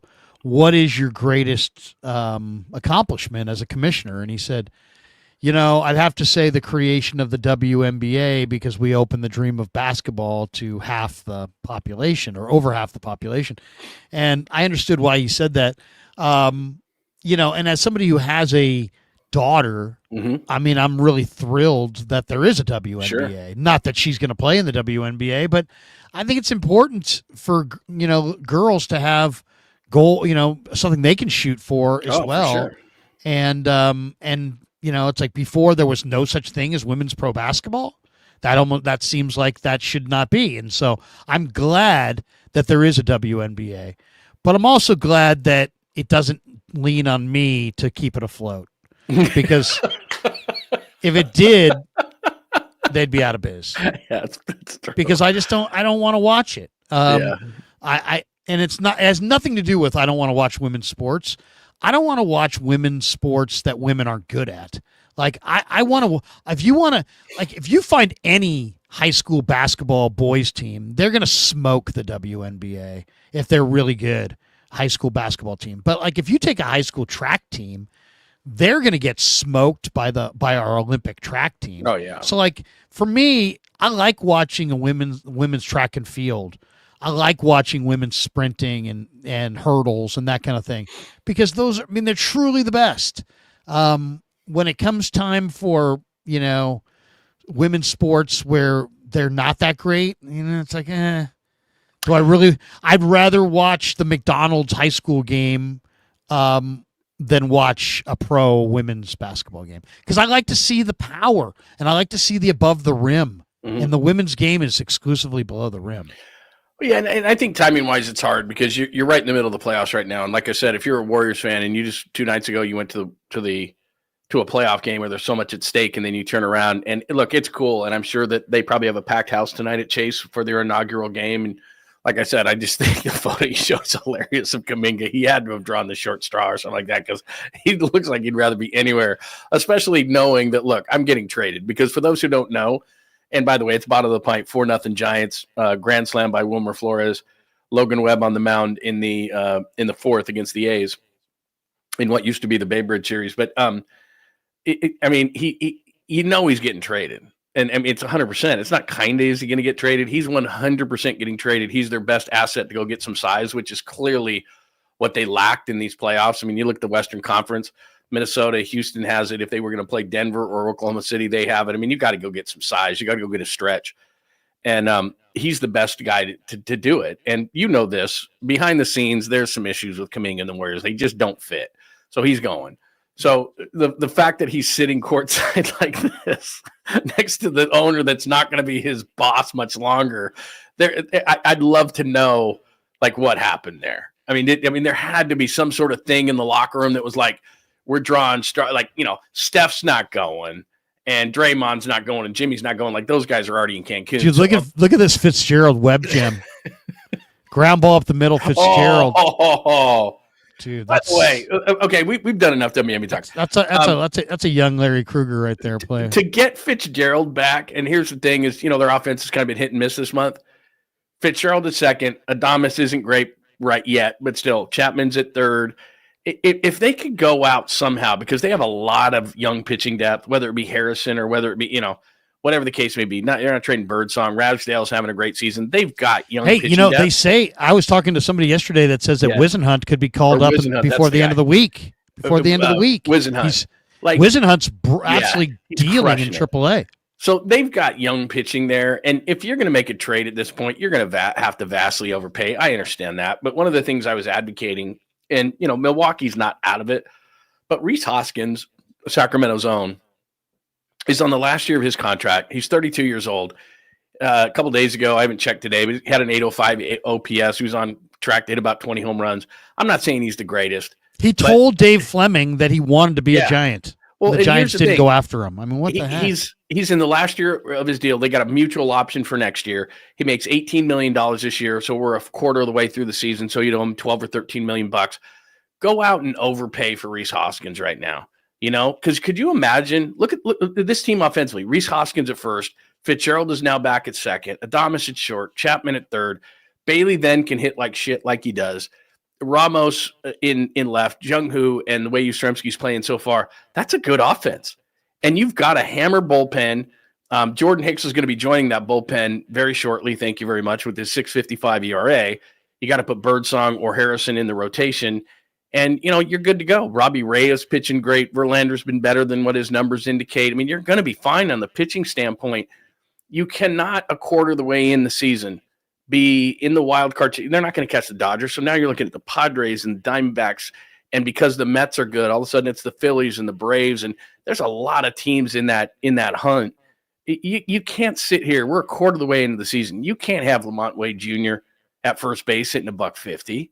Like, you got to do something, man. I know that the deadline's not till July, and you'd have to massively overpay for somebody, but the Padres did it for Arise last year at this point. They traded for Luis Arise on May 4th last year. And, yeah, they had to overpay for him. But if I'm the Giants, I'm calling on Rhys Hoskins and going, all right, man, you guys aren't out of it, but you're going to be. I mean, the Cubs are much better than the Brewers. St. Louis is better than the Brewers. Like, come on, give us Rhys Hoskins. We'll overpay for him. But if you get Rhys Hoskins, man, offensively, and now that Fitzgerald's back, you're cooking with gas, man. Oh, dude, it'd be great. It's funny, though. If you say to Giants fans, go get Rhys Hoskins, and I just tweeted it out, Giants ought to go get Rhys Hoskins. And, of course, the fact that Wilmer just hit a granny, I'll probably get really roasted. But then he's the DH, I mean, right. I mean, you need them both. You need them both, and the season's a long season. But, Giants fans will be like, they don't need Rhys Hoskins. I want to share the screen here for this. This is RSF 49ers Raj, my man Raj, putting out Dre Greenlaw. Congratulations, brother, at Brock. They loved Brock, Purdy. Man. Those dudes, these guys loved Brock. Dre Greenlaw locker was right next to Brock Purdy's. Yep. And there was somebody who came out last week and was like, Dre Greenlaw's ripping Brock Purdy. And I retweeted it, and I'm like, look, I guarantee you that Dre Greenlaw is not ripping Brock Purdy. Because he had said, Bo Nix was something positive about Bo Nix. He plays for the Broncos. He's talking positively about his quarterback. But people were reading into it that him and Hufanga were ripping Purdy, and I'm like, oh my God, dude, what ignoramuses. It's like Greenlaw was like Purdy's like best friend on the team, pretty much. They literally were locker mates. Hufanga was on the other side. He was the next locker down. Hufanga and Greenlaw have nothing but total belief and good vibes about Brock Purdy. And yet people are like, they're ripping Brock Purdy. No, they're not ripping Brock Purdy. For anybody who thinks that everybody doesn't respect him, all you have to do is listen to Trent Williams. And I remember Trent would always come on with us from training camp. And the first story he ever told, the story because you've talked to Trent about it too. Yeah. The first story that Trent ever told me about Brock Purdy was he comes into the huddle for the first time. And it really is a situation of Clark Kent and Superman. So as you said, it would always trip me up because we'd go down to training camp and Brock would look at the floor the whole time. He'd ask Brock questions and he would stare at the floor the whole time he was answering questions. So you're thinking to yourself, how can this guy command a huddle? How can this guy be this how can he do that? It's so weird, but he's Clark Kent and Superman. So when he goes into that huddle, he's a totally different dude. And so when he went into the Miami game, Trent has told the story many times. Guys were talking and yapping and all this kind of stuff. And Brock Purdy right away goes, shut the fuck up. This is my huddle. Let's go. And everyone went, whoa. Like, damn. Like, dude, Ray McLeod told me that one of the very first days he'd ever been in the huddle with Brock Purdy, that Brock Purdy told him to shut the fuck up. He did. That's what he does. And so Trent has He's said like, that. yeah, Many man, Brock kind of told me off, man. So that's Brock. So off the field or even away from a huddle, he's a totally different dude.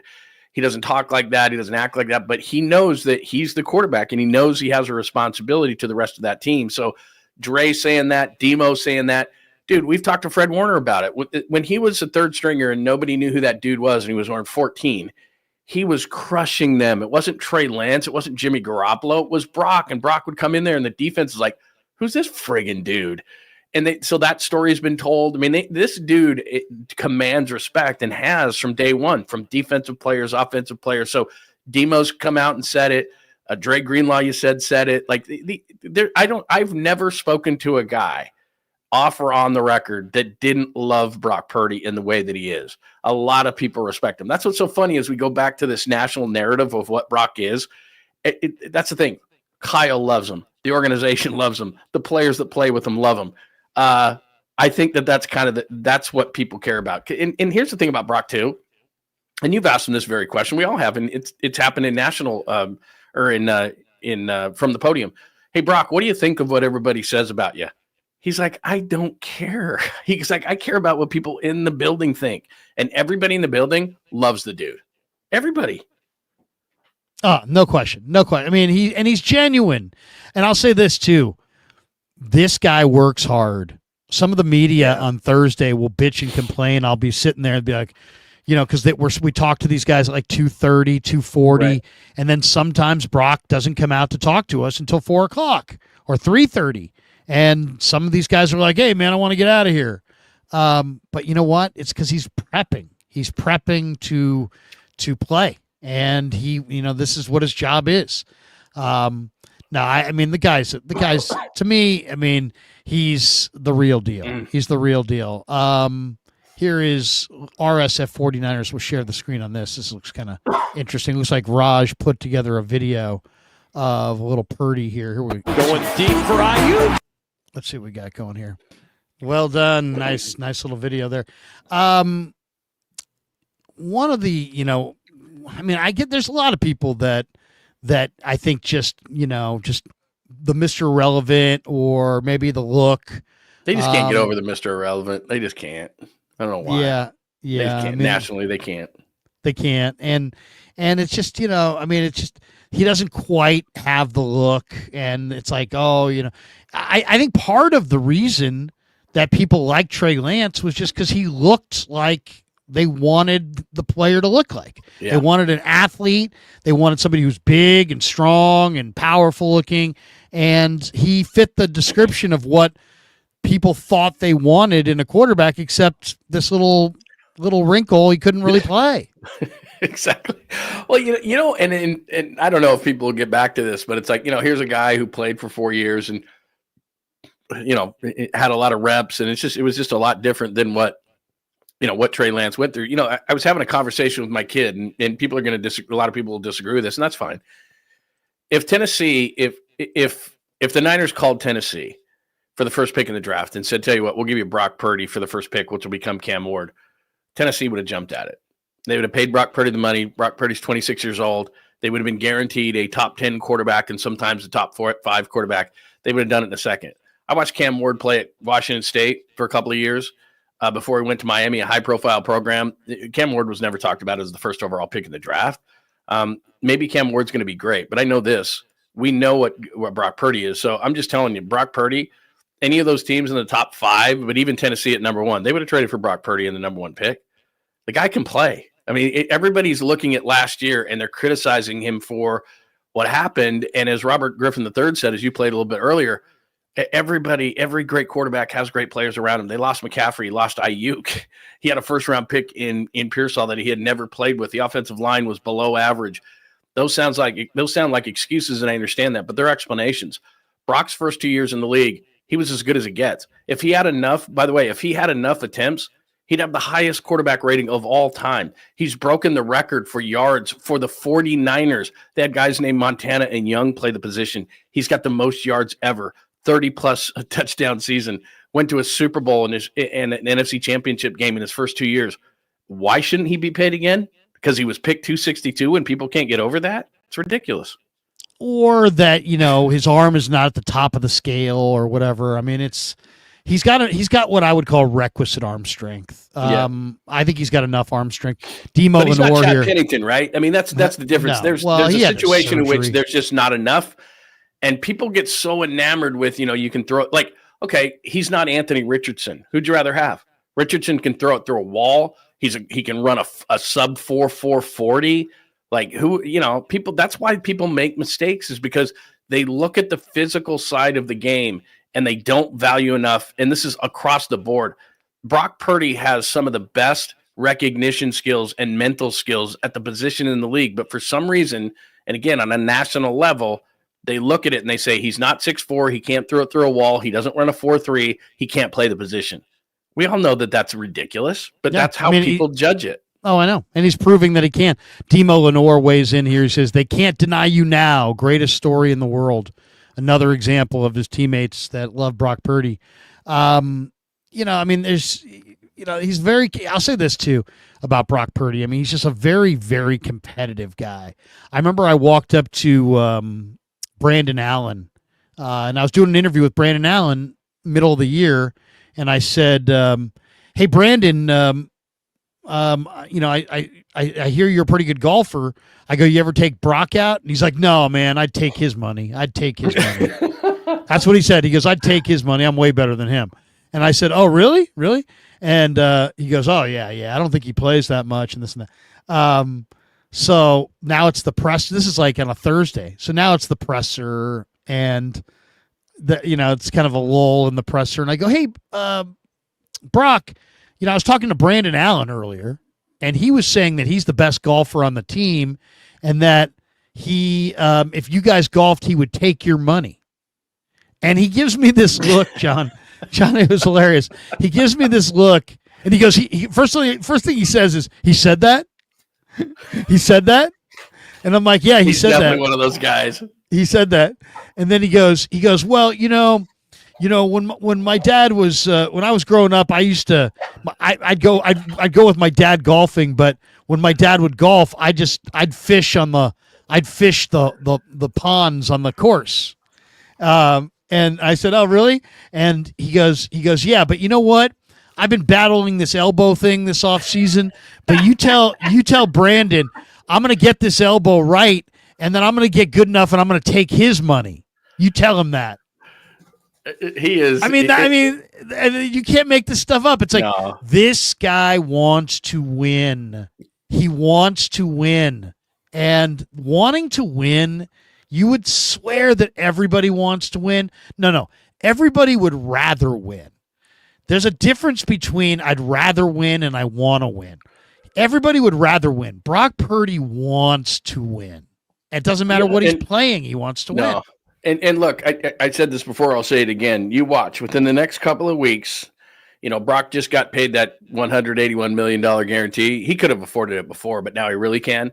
He wasn't going to do anything away from the team before he signed the contract because if he gets hurt, then he doesn't get any money. So now that he's got the money signed, there's going to be a powwow down in San Diego, and they're going to have all the receivers and all the offensive linemen. He's going to buy him steaks, and they're going to all throw together, and he's going to do that whole thing that all these quarterbacks do. And that's when you get better in the offseason because it's so screwy how much because the players union they've negotiated this. You can't be there that much, and so it's not going to be enough for him to just get on the same like Ricky Pearsall, for example. They've got to throw a bunch during the offseason because when a 300-pound man is trying to crush your face.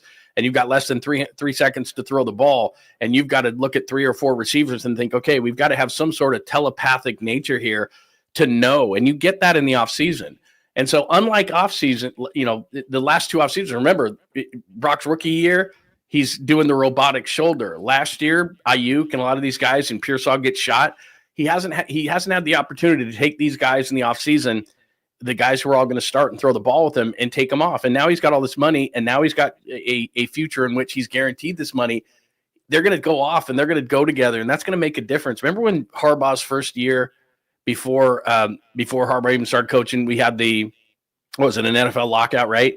And Alex Smith took all the guys, and they had to do it locally, and they were down in San Jose State. Exactly right. And they threw the ball, and they credited that as something that, really helped them come together.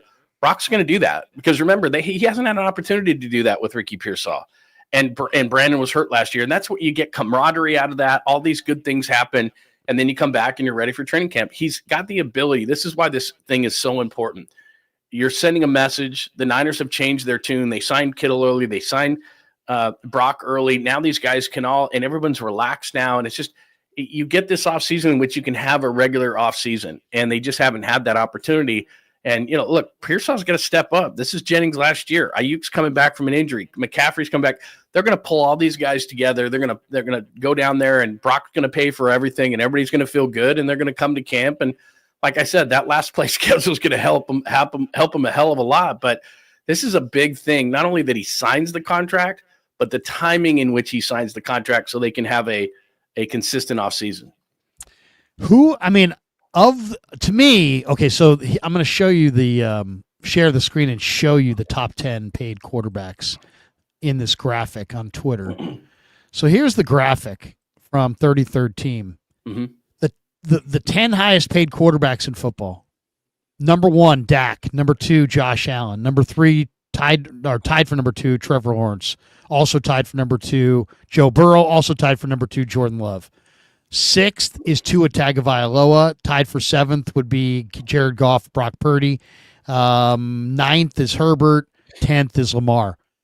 Of those 10 quarterbacks, only 3 of them have taken their team to a Super Bowl, and none has won it. Yeah. So, I would say of this list, if you said, give me the guy on this list that doesn't belong, I would probably say Tua or Lawrence before one. Or Prescott. Yeah. Belong. I would say Prescott, Tua, or Lawrence before I would say Brock. Well, Mahomes isn't on this list, so he'd be number 1. But like I say, it's, Mahomes to me is number 1. Josh Allen's number 45. 2. Right. And Lamar's number 3. Okay. Those are the top 3 quarterbacks in the game. And I don't think there's much debate. Then Burrows is 4. Okay, after that, you could put Brock at 5. You can make the point. You could put Brock at 10. But can you pop that up one more time in terms of just the top paid quarterbacks? This is why on Monday the national pundits who will talk about this, the talking head guys who will talk about this, they really don't have a leg to stand on here because he is paid fairly there. You could comp him to Goff because Goff has a lot of talent around him, and when Brock has a lot of talent, he's really good. Justin Herbert has all the potential in the world, but potential is not a good word. It means you haven't gotten there yet. So, look, he's been more productive than Herbert, even though, as you point out, Brock and Justin Herbert could not be more opposite. Herbert is 6'5", 240, can throw it through a wall, has all the athletic ability in the world, he's got everything, but he hasn't done what Brock has done. So 10 out of 10 GMs would take Justin Herbert over Brock Purdy, but Brock Purdy's been the better quarterback. So you can't, who would bitch and moan about that? He's as good or better than Goff. He's better than Tua. He's better than Jordan Love. He's better than Trevor Lawrence. He's better than Dak Prescott. How would anybody complain about where Brock Purdy is on that list? That's a fair contract. Now, if he got, $60 million, or if he was ahead of Josh Allen, yeah, you could complain about his contract. But it's where he is in that pecking order is completely fair. Yeah, I mean, how could you argue against that? Now, the argument is, I don't want to pay Brock at all, right? Right. I don't want to pay Brock because, I mean, and I've heard lots of people suggest this. Oh, the 49ers ought to let Brock walk and go sign Aaron Rodgers and then draft Shador Sanders, or, I mean, I've heard people suggest that, and it's like, you have no idea. First of all, you're going to be the very first person absolutely ripping them to shreds when that doesn't work. Right. And, the bottom line is, it's like, why would you take a chance with a rookie quarterback That's what when I'm saying the about failure Tennessee. rate's so high? Let me ask you that. Okay, the Niners called Tennessee. Not that they would, but let's say the opposite happened where Brock Purdy's camp, they're just being a-holes, and they're like, look, we're better than Dak Prescott. We want 60, or you can move me. Okay, well, that never happened because we know this. You and I both know this, that they were having positive discussions. He's showing up at camps and OTAs and off-season activities. So that told you the whole time that they were having positive discussions. But let's say they weren't. Let's say that Brock was going, you know what? The hell with this. I should be the highest paid. I should get $60 million. I'm better than Dak Prescott, this, that, and the other. If they were having those negative conversations and they called Tennessee and said, hey, we'll give you Brock Purdy, you give us the first pick, Tennessee would say yes before the Niners even had the question out of their mouth. Cam Ward's not a great prospect. He might be a good quarterback in this league. I don't know. But like I said, I'm like you. I'm a college football junkie. I watched Cam Ward a ton at Washington State. There was nobody who ever said that Cam Ward was going to be a first-round pick. He goes to Miami, has a really nice year. I'm not saying he didn't. But now all of a sudden he's the first pick in the draft? Jackson Dart is a first-round pick? I'm sorry, man. Brock Purdy is better than those guys. Cam Ward's got a lot of question marks to me. And so I think it puts it in perspective in that Brock's a really good quarterback. And you can win with Brock Purdy. Like you said, one defensive stand for the 49ers, they're Super Bowl champions. And he wasn't like 4th and 1. They stopped Mahomes. He's a Super Bowl champion. I don't think one person would have a problem if he made $60 million if the Niners defense makes one stop. So because they didn't, then he's not worth it. I know. It's just weird. Well, this bottom line oriented, it's like, if you've won, Right. you've done it all. And it's like, there are people that, on Super Bowl Sunday were like, Jalen Hurts is now clearly, it's like, what? He's clearly the quarterback of the best team in football. I mean, That's exactly right. true. Like, he's been Is he better than elevated to- Mahomes now? No, Yeah. but he beat Mahomes. So I Yeah. guess, on some a great point. simplistic level, he's better than Mahomes. On some simplistic level, Eli Manning's better than Tom Brady. By the way, here's Tom Brady. Brock Purdy's first win ever. I was there. In fact, I went to the Brady. You know what's funny? I knew it was Brady's last year, so I went to the Brady press conference when Brock Purdy won his first game because I wanted to hear Tom. And in the first 2 minutes of Tom Brady talking about the game, he F-bombed about 55 times. He was so Did he really? pissed. Oh, my God. They lost 35-7. Reddit, yep. And he was on fire in the post. Because I'm like, how many times am I going to get a chance to talk? And I sat right front center. All the Tampa Bay beat writers were giving me dirty looks. I'm like, I don't care. And I sat front center right in front of Brady while he bitched and moaned about Brock Purdy kicking his ass. And he said a lot of nice things about Brock Purdy, but that was about it. About his own team, oh, my God, he was on fire. Anyway, I know you have Brady there. Sorry. No. In fact, here's another little Brock Purdy. Highest passer rating in NFL history. Yeah, but Brock Purdy has the highest passer rating in NFL history, ahead of Rodgers, ahead of Mahomes, ahead of every Hall of Famer. No one has ever had a higher passer rating Is that true? It is true. He doesn't have enough attempts to qualify, so he's not at the top of the list. But yeah, he's like at 104.3 or something. Maybe it's just that's what I mean. Is like the national media conveniently forgets that this is one of the marquee franchises when it comes to quarterbacks. We know that he's got the all-time passing yardage record. You know what I mean? His touchdowns are like, what was he, second or third in touchdowns in a season? His first 2 years was an NFC Championship game and a Super Bowl. Like the guy can play, man. And it's just so funny because he was picked at 262. He just will not get his credit. It's wild. It's wild. Let's hit some supers here. We got a bunch here. We'll go from the top. Joseph Ernberg, is there a chance BA doesn't play at all this season? I mean, I think there's got to be a chance. He had a major knee injury. I would say he's probably going to be back in November, but I'm not sure what to expect from him this year. What do you expect from Aiyuk? And then the other question is, should the Niners go after Gabe Davis? Hell yeah. I mean, I don't think there's any question. I mean, obviously it depends on the contract, and I know he went to New York after he went here, so there's a couple of teams after him. I don't know how healthy he is. Obviously, he didn't have a good year in Jacksonville, but I remember the guy that was really a big pain in the ass to the Chiefs in the playoffs, and I don't think it can hurt as long as he's healthy because, like you said, I mean, it's not that I don't like Demarcus Robinson. He's okay, but you can't say 100% with 100% certainty that Ricky Pearsall is going to be great.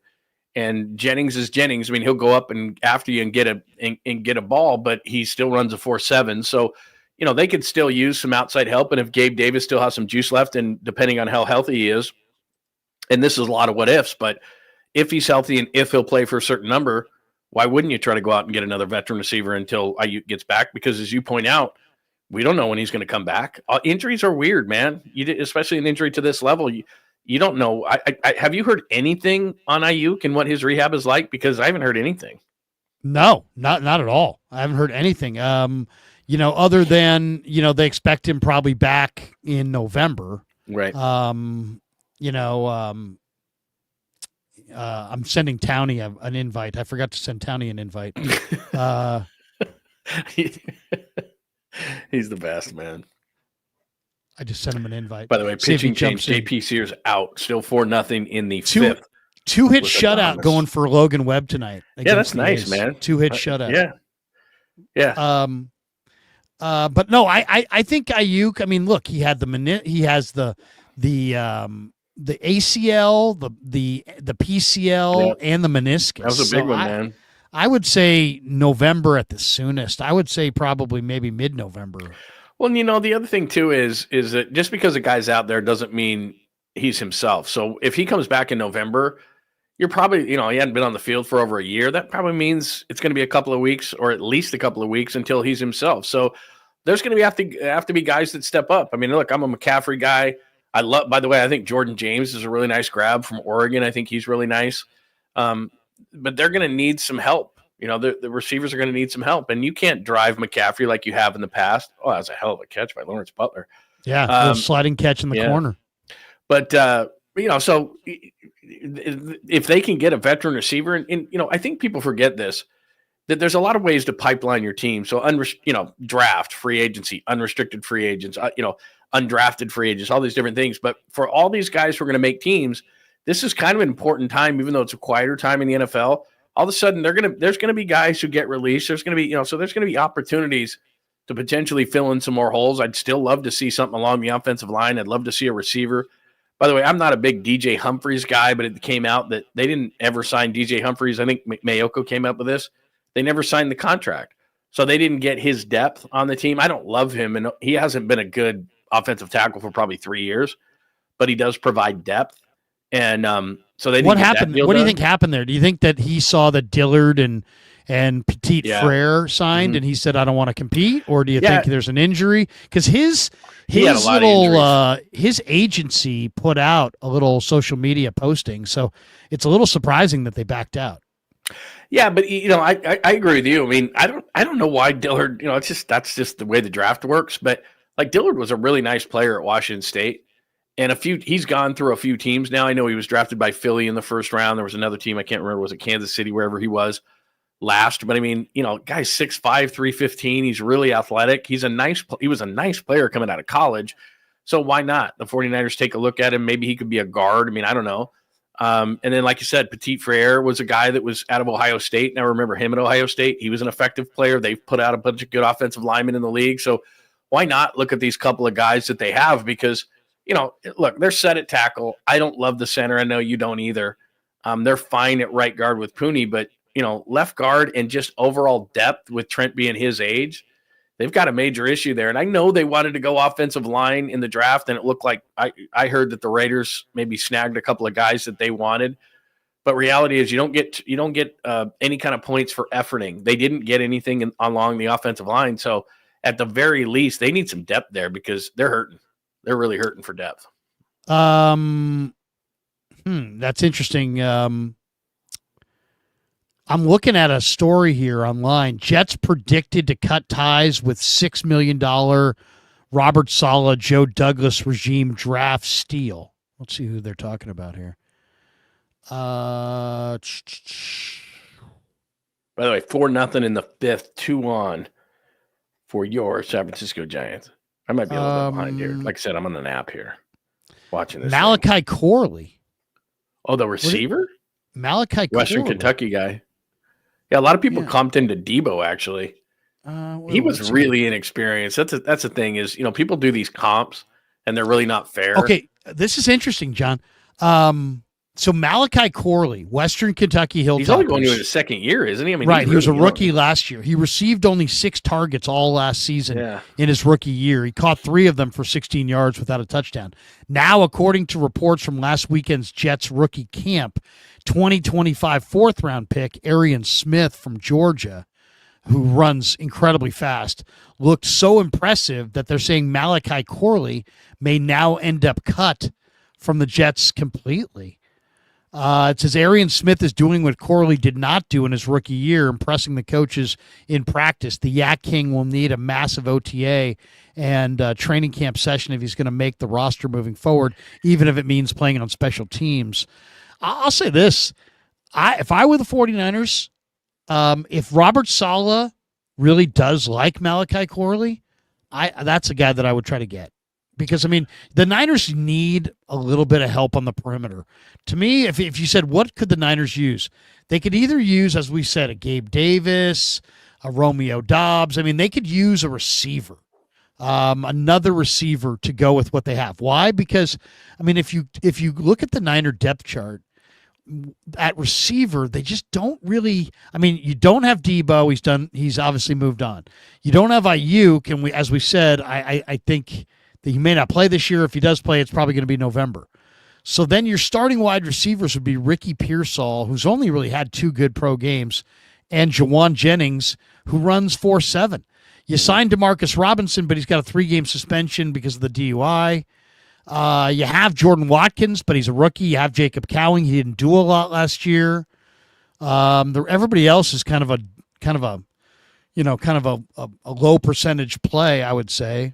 If they could find a receiver or a corner, I think those are two positions I'd love to add. By the way, I want to answer your question, but as everybody is talking about, for some reason, Lamont, I'm zoned out too. Lamont Wade Jr. is up. I bet you cannot guess what he did. Struck out? Yeah, he struck out, and it was a terrible dude. Pitch. He's terrible, and he's hitting a $154, and I've just. Is he what is the deal? Why is he related to? Is he related to Melvin? There's got to be naked pictures here because what's going on here? Here's the thing. And I want to get back to your question, so let's not forget it and talk about receiver and corner and all these things. But just real quick, he's hitting a $154. At the very least, if you're the Giants, okay, you don't feel like you have somebody, whatever. At the very least, don't you have to put him in the minors for a while and say he's got to strain this or that, and at least try to say, okay, let's work on your swing a little bit. Let's get a different, viewpoint. Let's talk to the, Sacramento's hitting coach, or let's get some hitting, coordinators in here, and let's try to mess with your swing. They're just banging their head against the wall for a guy, and we're a quarter of the way into the season, Krug. Like, we're not early anymore. We're more than 25% into the season, and the guy's hitting a $154, and his at-bats are shit. It's not like, oh, well, the exit velocities are really good, so, we just got to keep him in there. He's just hitting some bad luck. He's awful. And here was a guy who had like an on-base percentage of like 480 at a point last year. Like, he's terrible. And you keep putting him up there, and you wonder, God, why does he keep striking out on a terrible pitch? Like, okay, I want him replaced, but B, short of that, because clearly you don't have any organizational depth, then put him in the minors or throw him in Arizona and have him work on something. Like, you got to be kidding me here, man. He's hitting a $154 and we're a quarter of the way into the season, man. It's ridiculous. I mean, what are we doing? I mean, and not only that, the guy plays first base. Yeah, it's an offensive position. It's not like he's a slick fielding shortstop or some catcher who throws out 70%. He's not JC Snow. He's not like, and you've already got Bailey in the lineup who doesn't hit. So it's like, you just can't do this. I mean, and also you can't find a left-handed hitting first baseman. Right. It's maddening.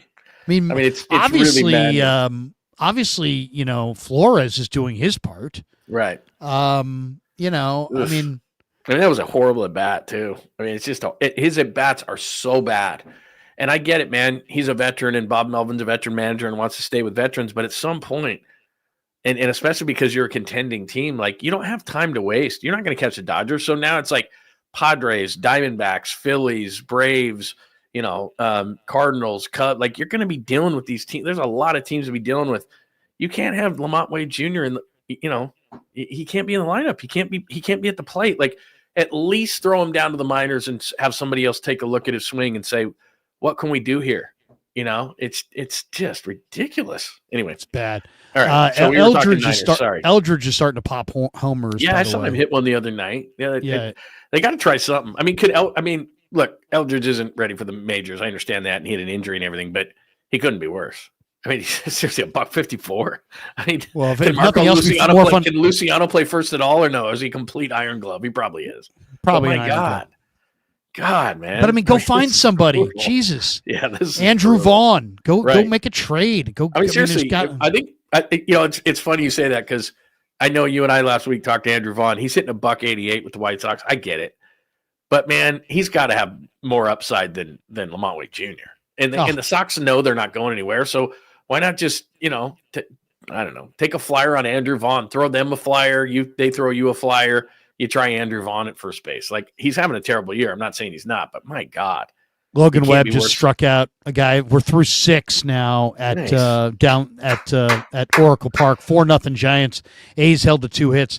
Okay, you asked a question. You asked a question about receivers, right? I'm just saying, it's like, yeah, sure. I mean, okay. What do the Niners need after the draft and free agency, and now they've signed Brock? What do they really need? I mean, they went 6-11 last year. They had the 29th rated run defense, and obviously everything they've done this offseason in the draft, the entire first 5 picks were all about that run D. So they definitely addressed the 29th rated run D. They definitely addressed the fact they were 32nd in special teams DVOA. By getting a new coordinator and changing lots of things on special teams. They signed a lot of special teams guys. They did. Oh my God. Now, the other one, they were 32nd in separation at wide receiver. So I don't know. I mean, have the Niners done enough to improve their situation? I mean, there's a lot of people like Schefter going, the Niners, they got a lot of holes right now. What do you think last year was? What you think? You think they have more holes this year than last year? I think they have more holes last year than this year. I'm just concerned defensively. If I had to, look, they did what they did. They drafted 3 new defensive linemen in West, Collins, and obviously Mikael Williams that are going to have to play and play well. So they've addressed it. Linebacker, they picked up Nick Martin. I was stunned by how small Nick Martin is, but okay, he's fast, and that's kind of that linebacker / safety, which he's going to play. The big thing to me is the secondary.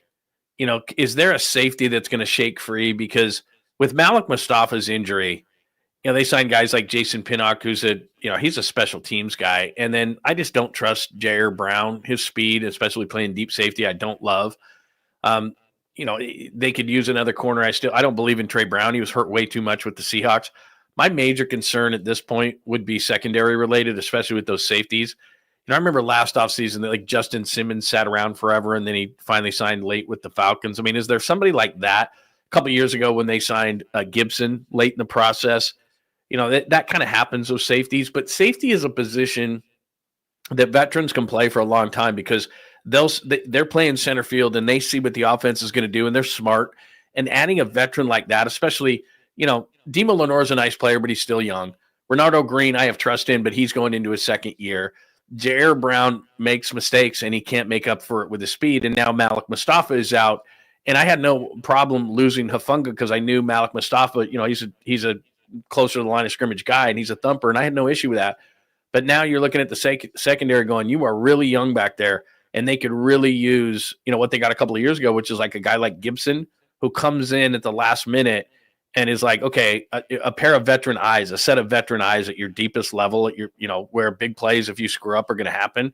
I don't know who's out there. I did not check today, but it would be nice to see if they could get some kind of a veteran set of eyes at safety. I think that could be their biggest need at this point. Well, I mean, that would help. I will say this. I'm a little bit encouraged from, I went back and I was going through some of the draft stuff I had from earlier in the year, from some of the All-Star games and the East-West Shrine game.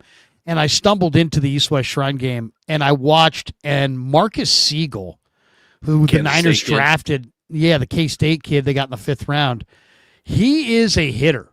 I'll say that. He had a big hit on the sideline in that game. I mean, a huge hit. And he runs 4.37. So, the Mustafa injury is a killer because, he was going to start. He's probably going to be their best secondary player.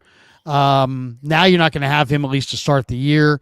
You have Pinnock, you have Richie Grant, but I think Marcus Siegel there's a chance that Siegel with 4.37 speed and the desire to hit, he might be a starter at free safety to start the year. Yeah, no, they need so many players to step up, young players defensively at every level, no more than the defensive line. But I hope that somebody can shake free out of the secondary because or from a safety position, because I just think they need a veteran back there to see things to help guys. And I agree with you. I think Siegel, that's kind of a nice pickup. I think it's very underrated. I think that he might be able to be something, but young players get fooled all the time in the secondary. What that means is you just gave up a 75-yard touchdown, And I would really feel great if they could get somebody that just, because at every level, so the defensive line is going to rely on a lot of youth, but at least Bosa's there. The next level, whether it be Winters or Martin, whomever is going to step up next to Fred, young, but Fred's there.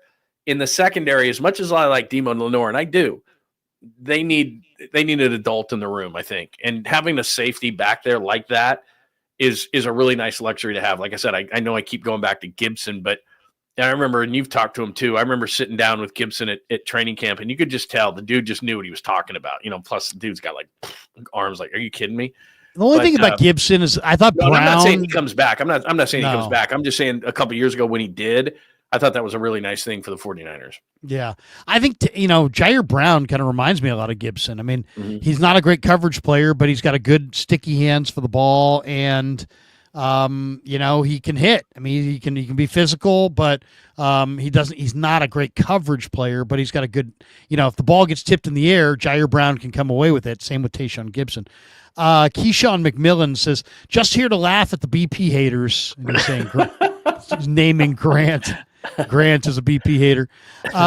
Joseph Ernberg, 17-0 Niners win Super Bowl. Purdy, 52 touchdowns to 11 interceptions. That would be nice. Seems a little high. Sure. Harry Johnson, yes. We need Raj on the show. Where's Raj? Raj is probably getting a little Friday night off time for sure. Yeah, see, we're the only ones who do a Friday night show. I mean, we do the bottom of the pint. We watch the Giants here. They're up 4-0 in the 6th. Look who's in the green room. Look who's in the green room. We got to bring him to the. We got to bring him to the show because he's one of my personal favorites. Townie brings Chris Townsend Productions presents. Are you kidding me? Mac Shooty Babbitt. Oh, you're kidding. Wait a second. I got to move the screen here. Wait, I got to go over here. Let me do it. Wait, I'll do it right here. Wait, there we go. There we go. You got to be kidding me, man. I Shooty, haven't talked to Shooty in forever, man. Oh my gosh, this is awesome. Shooty, how are you? Man, Tony said I got a great surprise for you. I know you never seen anything like this, and he was right, man. And I You're got the both best. you guys. What's up, You're dude? the best, dude. Missed you Oh guys. my- It's been a while. What's going Dude, on, it has dude? been a while. How you been, Shooty? How you? What do you think of this game, by the way? 4-0, One swing 4-0 changed Giants. my whole move, man. One swing changed my whole move, bro. Yeah, Unbelievable. one I swing. keep telling Tony when they load the bases, I said, this is not the guy you want up with the bases loaded, man. Plus, they grooved one to him too, right into his swing. Well, Shooty, what do you think of this young A's team? I love watching this kid Kurtz at first base hit, man. What a hitter. Yeah, talk to Townie about him. He's been trying to get him here before they even broke spring training. I mean, he was the talk of the town. I mean, physical, he's athletic. He got a chance to hit and to hit with power, and he runs the bases like a guy that, can impact the game with his legs. So, man, it's a team full of young, exciting guys. I'm sure you've seen enough of Jake Wilson to see how good he is, man. It's just a matter of you'll continue to get better and lo and behold, get up. Dude, I would agree with that. Jacob Wilson, man. I love Jacob Wilson. I love that. I knew his dad, Jack. That's how old I am. I worked with Jack Wilson in Pittsburgh. I interviewed Jack. I interviewed Jack in the Pirates clubhouse. Like years ago. Jack was a great soccer player from Westlake Village in Thousand Oaks down in Southern Cal, I think. Jerry Manuel used to talk all the time about how important it was for his infielders to kick a soccer ball around, because of the hand-eye and the foot combination as far as infielders are concerned. And that doesn't surprise me, because Jack was definitely a good middle infielder. And Townie brought to my attention that dude had 200 hits in the big leagues as a shortstop. That don't happen that often, man. Wow. By the way, you just said on Wilmer's 3-run shot now. He's killing you tonight, man. Look at that. I'm to throw one back. John Mosky just came in here, Giacomo, and reminded me too. So, rub it in. Damn. That dude, man. My goodness. So, Shooty, how you enjoying this young A's team? I mean, they got a bunch of bats, man. They got a bunch of Rooker can hit. You just mentioned Wilson. I mentioned Kurtz, Soderstrom. I mean, there's guys up and down this lineup that can hit. What do you think of this team? I mean, I know it's a rough year and sack and the whole deal, but they play a pretty entertaining brand of ball. Well, it's kind of ironic because the type of numbers that they're putting up, the batting average and not that many strikeouts, it's typically not this team. They strike out a lot and hit a lot of home runs, and they tell you that. But I think Jake Wilson is kind of rubbing off on the rest of the club a little bit. I mean, the dude doesn't strike out. He puts the ball in play, gives you quality at bats. And for this club to be going to this series 22-22, I think is a great achievement. I mean, young with not a lot of experience, going up against the Yankees, the Dodgers, the Brewers, the Mets. They've played 26 National League games. I mean, it's amazing for them to be where they are, and there's still an upside. So I'm extremely excited. I can see why the A's organization is excited. By the way, we're talking to Shooty Babb. It is our pleasure. The Giants are up 7-0. Wilmer Flores has hit a couple of home runs, a grand slam, and a 3-run shot. You've been a scout for years and beat the bushes, and you just talked about Jacob Wilson. How is it? Because Brock Purdy gets a contract extension, and he doesn't have the height, the size, the arm strength. Wilson's kind of the same way, even though he was a top 5 pick. Bat speed is not what people think it's supposed to be, but like you said, he makes contact. He does. How do you, as a scout, kind of look at that kind of a thing? Because you look at the numbers, you go, "Oh, he doesn't have the bat speed or this, that, and the other." But Jacob Wilson, man, the guy can rake. Well, like you just noted, John, you look at the numbers. No, you look at the thing. I've seen the thing. I've seen how it works on the field, and I talked about it a little bit today. Jimmy Rollins was probably the most favorite guy that I scouted when I was scouting high school and college kids. And he was 5'6", 155 pounds, switch hit. If you had a model of what you look for in players, you wouldn't pay him any attention.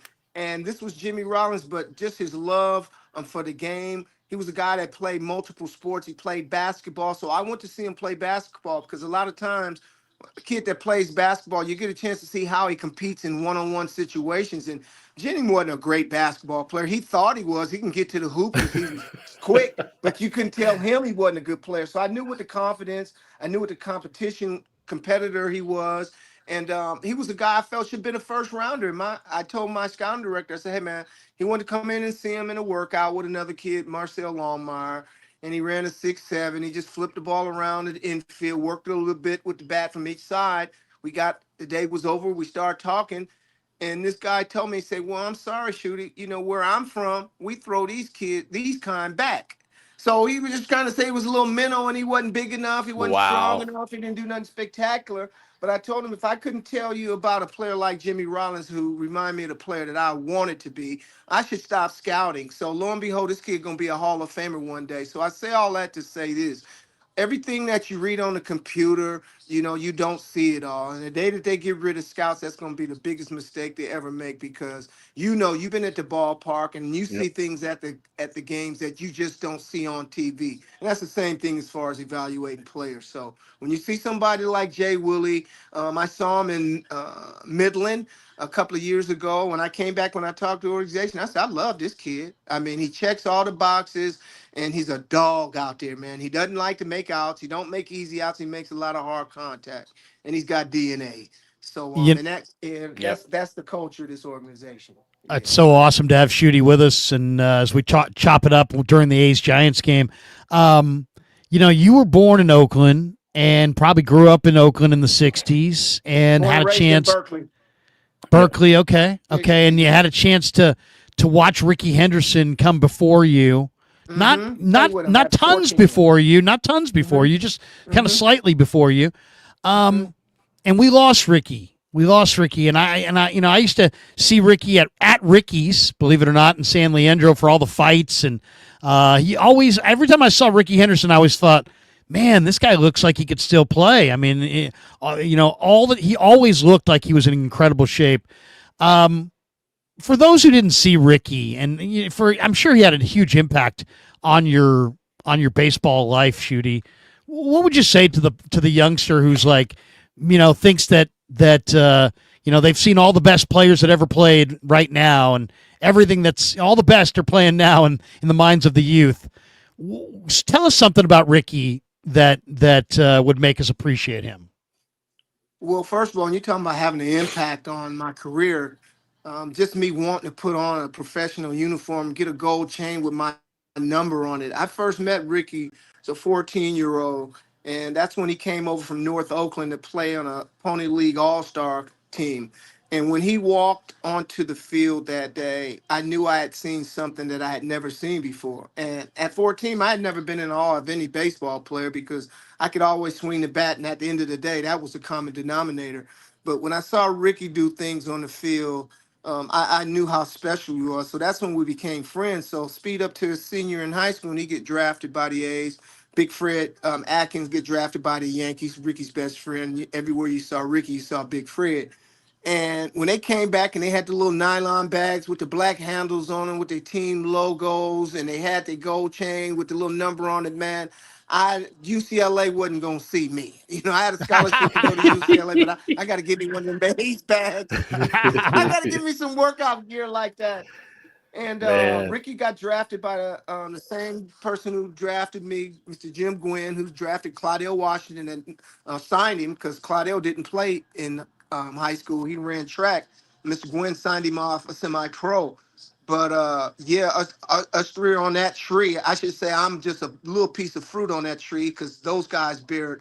Oh my gosh. But to look at Ricky and to see Ricky, he played two sports. He probably could have played in the NFL as a running back. A lot of people compared him to Tony Dorsett, but he was this incredible athlete that just loved to play sports, and he was a competitor. I don't care if it was pool, ping pong, flipping quarters, shooting dice. It didn't matter. Ricky didn't like to lose at anything, man. So, but he was a loyal person. He didn't have a lot of friends, but the ones that he did, he kept close to him because it's hard to be somebody like Ricky Henderson and everybody not say that to your friend. You know how that goes. But he was loyal to the people around him.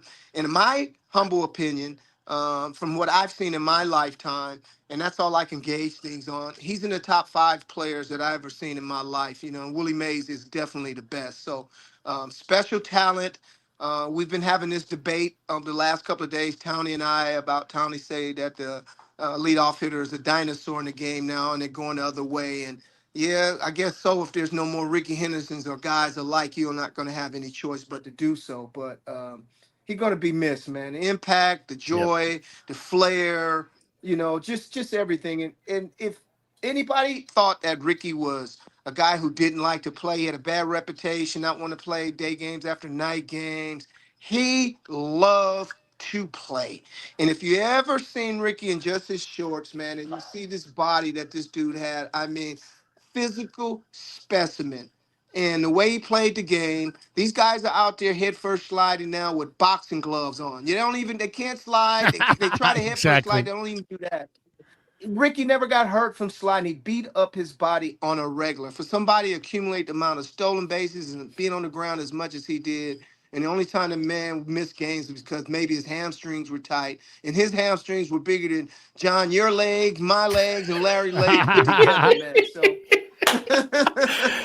Man, we can't thank you enough, Shooty, man. It's been a long time since I spoke to you, but man, you were the best, man. No, thank you, man. I miss you guys, man. I've been on with both of you guys, man. We had so much fun, man. And this is a great and a pleasant surprise, man. I'm so happy to see you guys. Larry, congratulations with the family and everything that's been going on. Thank you, man. Keeping up with you a little bit.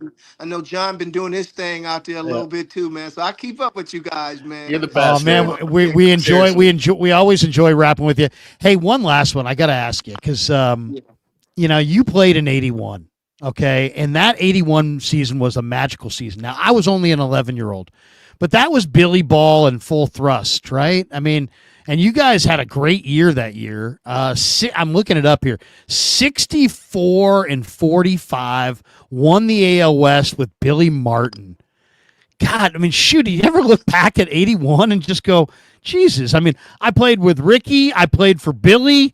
That 81 season had to be just how many times in your life since have you thought about that incredible Major League season of 81? Man, if I could reach through this screen and kiss you and hug you, Larry, I would. Just for you to give me the dap like that, man, because, Billy Dean told me, man, I never seen somebody stretch a year in the big leagues into a career like you have, man. And it's amazing.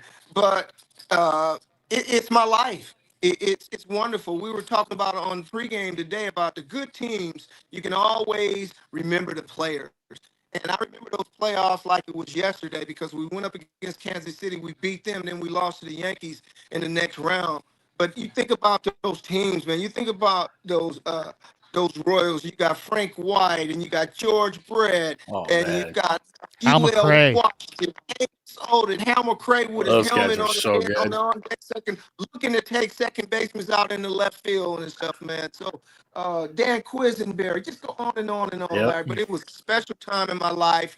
It's allowed me to live in this game for, and this is my 32nd year scouting, 23rd year doing posts. And the best thing of everything, after it all was said and done, 6 years ago when my contract wasn't renewed with the Mets after my 26 year in the game, I didn't know where I was going to go, didn't know what I wanted to do.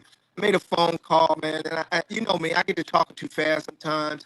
And Billy told me, man, slow down, just slow down. Don't worry, I got you.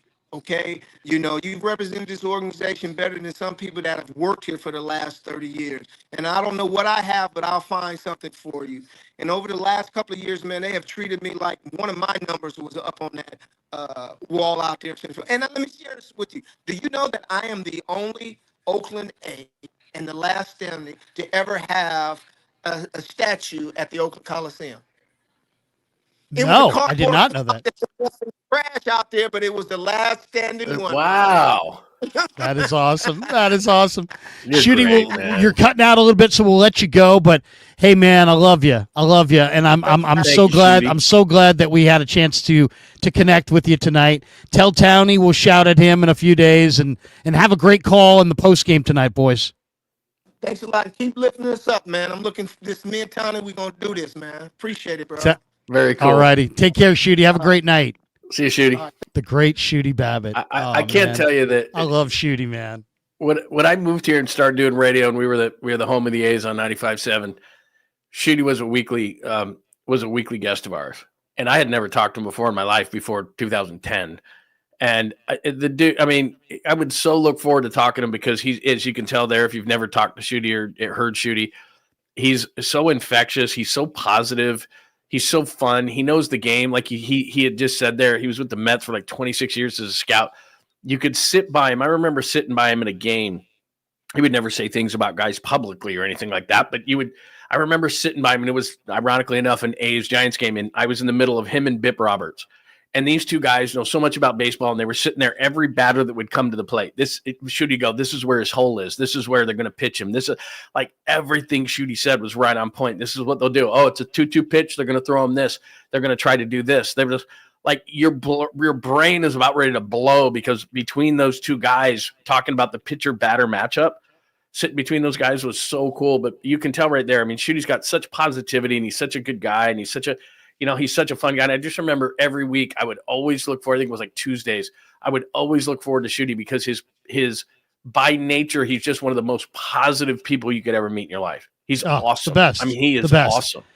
If you're not feeling good and you need to That was feel awesome, good, by the way. That was so cool. Yeah. If you're not feeling good and you want to feel good, go get him. Go get him and put that was him cool that Townie did that, man, because he's just Townie's one of the man. Honestly, he's one of the good ones. And I know that with the A's going to Sacramento and what happened with them and everything like that. But, Shooty was calling games there for a while. And then, of course, he does the stuff with Townie on the pre and the post. But, I mean, he's just, you meet a bunch of people in this business. A lot of them have egos or this, that, and the other in the way that media is nowadays. That dude is one of the most true and real people that you ever meet in your life. I mean, the way he just was is the way how he is in his life. I mean, that's the way he is. He's awesome. Oh, and you name my other favorite too. I love Bip. Bip and I go way back. I volunteered my time for the TLC for kids field renovations, right? And they did a lot of them in Richmond, at Oakland, Berkeley, and all throughout the Bay Area. Fields that needed to be renovated, San Francisco, and they would come in there. O.C. Jones and Sons, Kelly Colander, the great Kelly Colander. Brent Jones was a big part of it. Ryan Crawford, the sales guy from KMBR, now with Odyssey, I believe, ran the thing. And Bip was one of the guys who promoted it.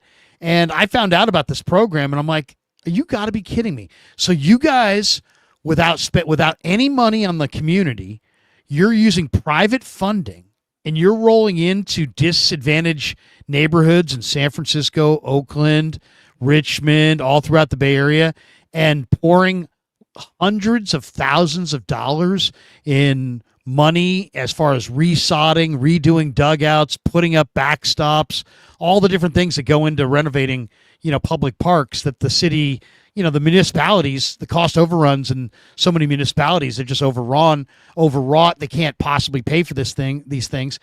And I found out about this, and I'm like, this is an awesome program. And I remember telling Kelly Colander, I said, hey, man, I don't care where it is, when it is, or what you need. I'm there for you. I go, this is the coolest program I've ever heard. I've never heard of private, companies putting money into the community at this level. And Brent Jones was all into it. Bip was into it. And so Willie McGee was into it. So I did all the, like they would have a field dedication and I would do the emceeing. And I introduced Willie McGee and I introduced Brent Jones and I would introduce Bip and they would talk and this and that, and introduce mayors and different people, who were involved with these projects. And just, getting to know Bip and, getting to know, Shooty through the years. It's just, these guys are really good people. Yeah, really, really good people. I mean, seriously, they're so salt to the earth and such good guys. And like I said, what you saw from Shooty right there is 100% what he's like. He's awesome. By the way, I know you'll never believe it, but Lamont Wade Jr. just struck out. I know that's a complete shock, but he did. And Bailey just flew out. Bailey can't hit it all. And that's a success for him. It's like, I hit the ball. By the way, while we were talking to Shooty, It's a Wilmer night. I mean, grand slam, then a 3-run shot, and it's 7-0. So you'd think, if you just tuned into the game, or you just tuned into us for bottom of the pint, you're like 7-0 Giants. They've dominated. It's been 2 at bats. It's been a grand slam by Seriously. Flores and a 3-run shot by Flores. And by the way, it. the guy pitching right now for the A's went to my high school. He's a St. Lucius Wildcat. Matt Krueg. Yeah, Matt Krueg. He's obviously quite a bit younger than me, but he's a lefty. He was a Giant, and somehow he's now with the A's. And I forget exactly what trade he went away in. But Matt Krueg, former St. Ignatius Wildcat, on the mound tonight. Thomas Selman on the super chats.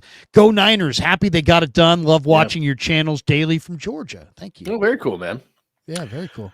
Bay Area Chris is a chug for Purdy. Well done, Niners. Playoff bound. Okay. Skills report. Flores has now played more games as a Giant than as a Met. That is nuts. He also played 89 games as a Diamondback. Guy can hit. Yeah, I mean, it's amazing. What's amazing about him? Skills is the best. What's amazing about him is, when he first came up, he was a shortstop. And the number one thing you think about Wilmer Flores before he came to the Giants was he thought he got traded and he was crying at shortstop for the Mets. Can you imagine Wilmer Flores at shortstop? I mean, he can barely play first base now. I mean, talk about a guy that's evolved because it's not that he was a bad hitter with the Mets. He was just okay, but he was a shortstop. You didn't really think of him as a hitter. Now it's like the dude can seriously rake. And, if they had a first baseman, he could just DH. Don't you think by now he would get tired of that Friends theme? Yeah, I know. But he loves it. I mean, bro, mix it up. Plus, do you really think he still watches that? Like, he said he learned English through that, and it's like, okay. But, I mean, it's like, are you sure? I mean, hey, I'm not going to fault anybody for watching Jennifer Aniston back in her prime. Right. But, I mean, okay, if you were a big leaguer, what would your walk-up song be? Oh, that's a good question, man. Would you go with something like, thunderous, like, Walk by Pantera or something like that? Yeah, it would have to be a banger. Would you go with something classic, like AC/DC, Back in Black? That's not bad. I'd probably go like a chill, it's the Would you go country? Would you go country? I'm not. I just, you know what? To each their own, and I'm certainly not going to make fun of country. I've had to go to country concerts before because I don't mind country. I can live with. I can hang with some country. Wives. I'd definitely go with a band, like maybe some Red Hot Chili Peppers. Give it away now, or I don't know, it'd be something like that. But yeah, I wouldn't be country. That's not really my gig. I'd probably something that would definitely. What was always funny, and I'm gonna reference an A here, like when Reddick would do like Careless Whisperer or something funny like that. Right. I like when guys would be kind of funny about it. Just kind of you'd laugh every time they do it. But yeah, I'd probably go with something pretty. Get yourself amped up, like some kind of hardcore something or other. What would you do? What's a favorite of mine? I like Lenny Kravitz. Oh yeah, not bad. I'm a Lenny Kravitz. Have you ever heard of Lenny Kravitz riff? It's called Stone Cold Player. I don't think I know. I mean, I am a Lenny Kravitz fan, but I don't know if I know that one off the top of my head. I would probably if I heard it. Let me see if I can. I don't know if I play it, I'm probably going to get demonetized here. By the way, Lenny Kravitz is probably 60 plus years old, and he's one of the most in shape people. Like he's on a complete his diet is completely opposite of mine. I got pretzels in front of me right now, and I'm drinking a beer. Like the dude is like, I don't know. He's defying logic. I don't know if that's HGH or what he got. But. Straight cold player. Oh, there you go. You got it. Look at you.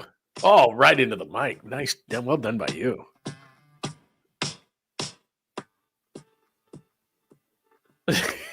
There you go. Little Lenny Kravitz. Hey, you can't go wrong with Lenny Kravitz. Is good, man. Seriously, that's a good call, man. I'm a big. Are you going to go my way or Mr. Always on the Run? Driver, Always on the Run. Yeah, I mean that's a great song. Always on the Run. You can't go wrong with him. You can't go wrong. He's 5'10" _lifer. Krueger down that beer like a true SI grad. Go Cats, class of 2003 here. Look at that. I'm class of 88. He's class of 2003, and yet we're bonding. Lander Film says here's $5. Just like, hey. I'm just the best kind. Like, all right, man. Thanks. I'm just like, hey, you know what? Appreciate it. That's it. Pine Needle in the house is Lamont Melvin Love Jr. That's for you, John and Larry. Yeah, there's got to be something. I mean, again, I'm not being negative, and we said at the beginning when we were going to do a bottom of the pint where we would have fun. But for the love of God, man, there's got to be naked pictures. There's got to be some sort of blackmail in some way, shape, or form. There has to be, something. Because I'll say this, so we got a lot of people in the seriously, house tonight. We almost have 2,000 people. a guy watching hitting right a $154 who struck out twice tonight. Plus, here's the thing, too. That was left on left. Like Bob Melvin's leaving Lamont Wade Jr. on. And remember when Lamont Wade Jr. first got here from Minnesota? He never was left on left. Like it was right-handed only. I think one year he had like 16 at-bats against left-handed pitching. Like he's not facing a lefty. And he's hitting a $154 and Bob's leaving him in there against a lefty. Like, I know it's 7-0 and everything, but dude. Well, what do you think? I mean, do you think would you let Webb finish? He's at 94 pitches, but it's only the 8. Yeah, I think I might get him out. Yeah, he'll probably let him. You got a 7-0 lead, man. You got a 7-0 lead. Let somebody else finish it up, right? Yeah, I would think. But you know what? Again, Bob's a little old school. Depends on where he's at. I mean, he's got one out. Well, I'm behind you guys, so. It's what I have one out in the top of the 8th. Okay, I got that same thing. I got 94 pitches. What do you Urias at the plate. 95 pitches. He just fouled. So he's at 90. I don't think he lets him go out for the 9th over 100 pitches. That's just a general rule. Probably right? not. I mean, they're probably not going to let him go. If he's over 100, which he probably will be, then he probably won't let him out for the 9th. But you got a lead like this. It's like, give your pen a night off. Like this. I mean, it's a great pen, but man. Couple things look at this play at first. No, he gets on. According to 49ers and NFL News 24/7, the Niners are currently in contract extension talks with Fred Warner. The aim is to get the contract done before camp opens. Yeah, that's the last one. His cap number jumps from $12.6 million this last year to $29. He's not playing on that. And then the next year, he's got actually 2 on his deal. It's $29 next year and $26.7 the year after. And you were down there. We were both down there together. Fred didn't seem worried at all about it. He was one of the people that they gave the media to when they had the first, not even an OTA, but Fred lives in town, so he came down to it. But yeah, he's not playing on 29 and 26.7. So they don't have to give him more money. They just have to kind of restructure the deal. All right, I got to ask you, my kid always says, I'll say, wow, look at that. And he'll say, Dad, it's AI. Dad, it's AI. All right, so I'm going to show you something, and you say to me, is this AI or not AI? All right? AI, oh, wait a second. Hit the wrong button. Hold on. Everybody relax. All right, hit the wrong button. Here we go. We'll share the screen. Here we go. Is this AI or not? This is a good segment, by the way. This would be a good segment. Oh, I saw this. Look at this dog. My dog can't do this.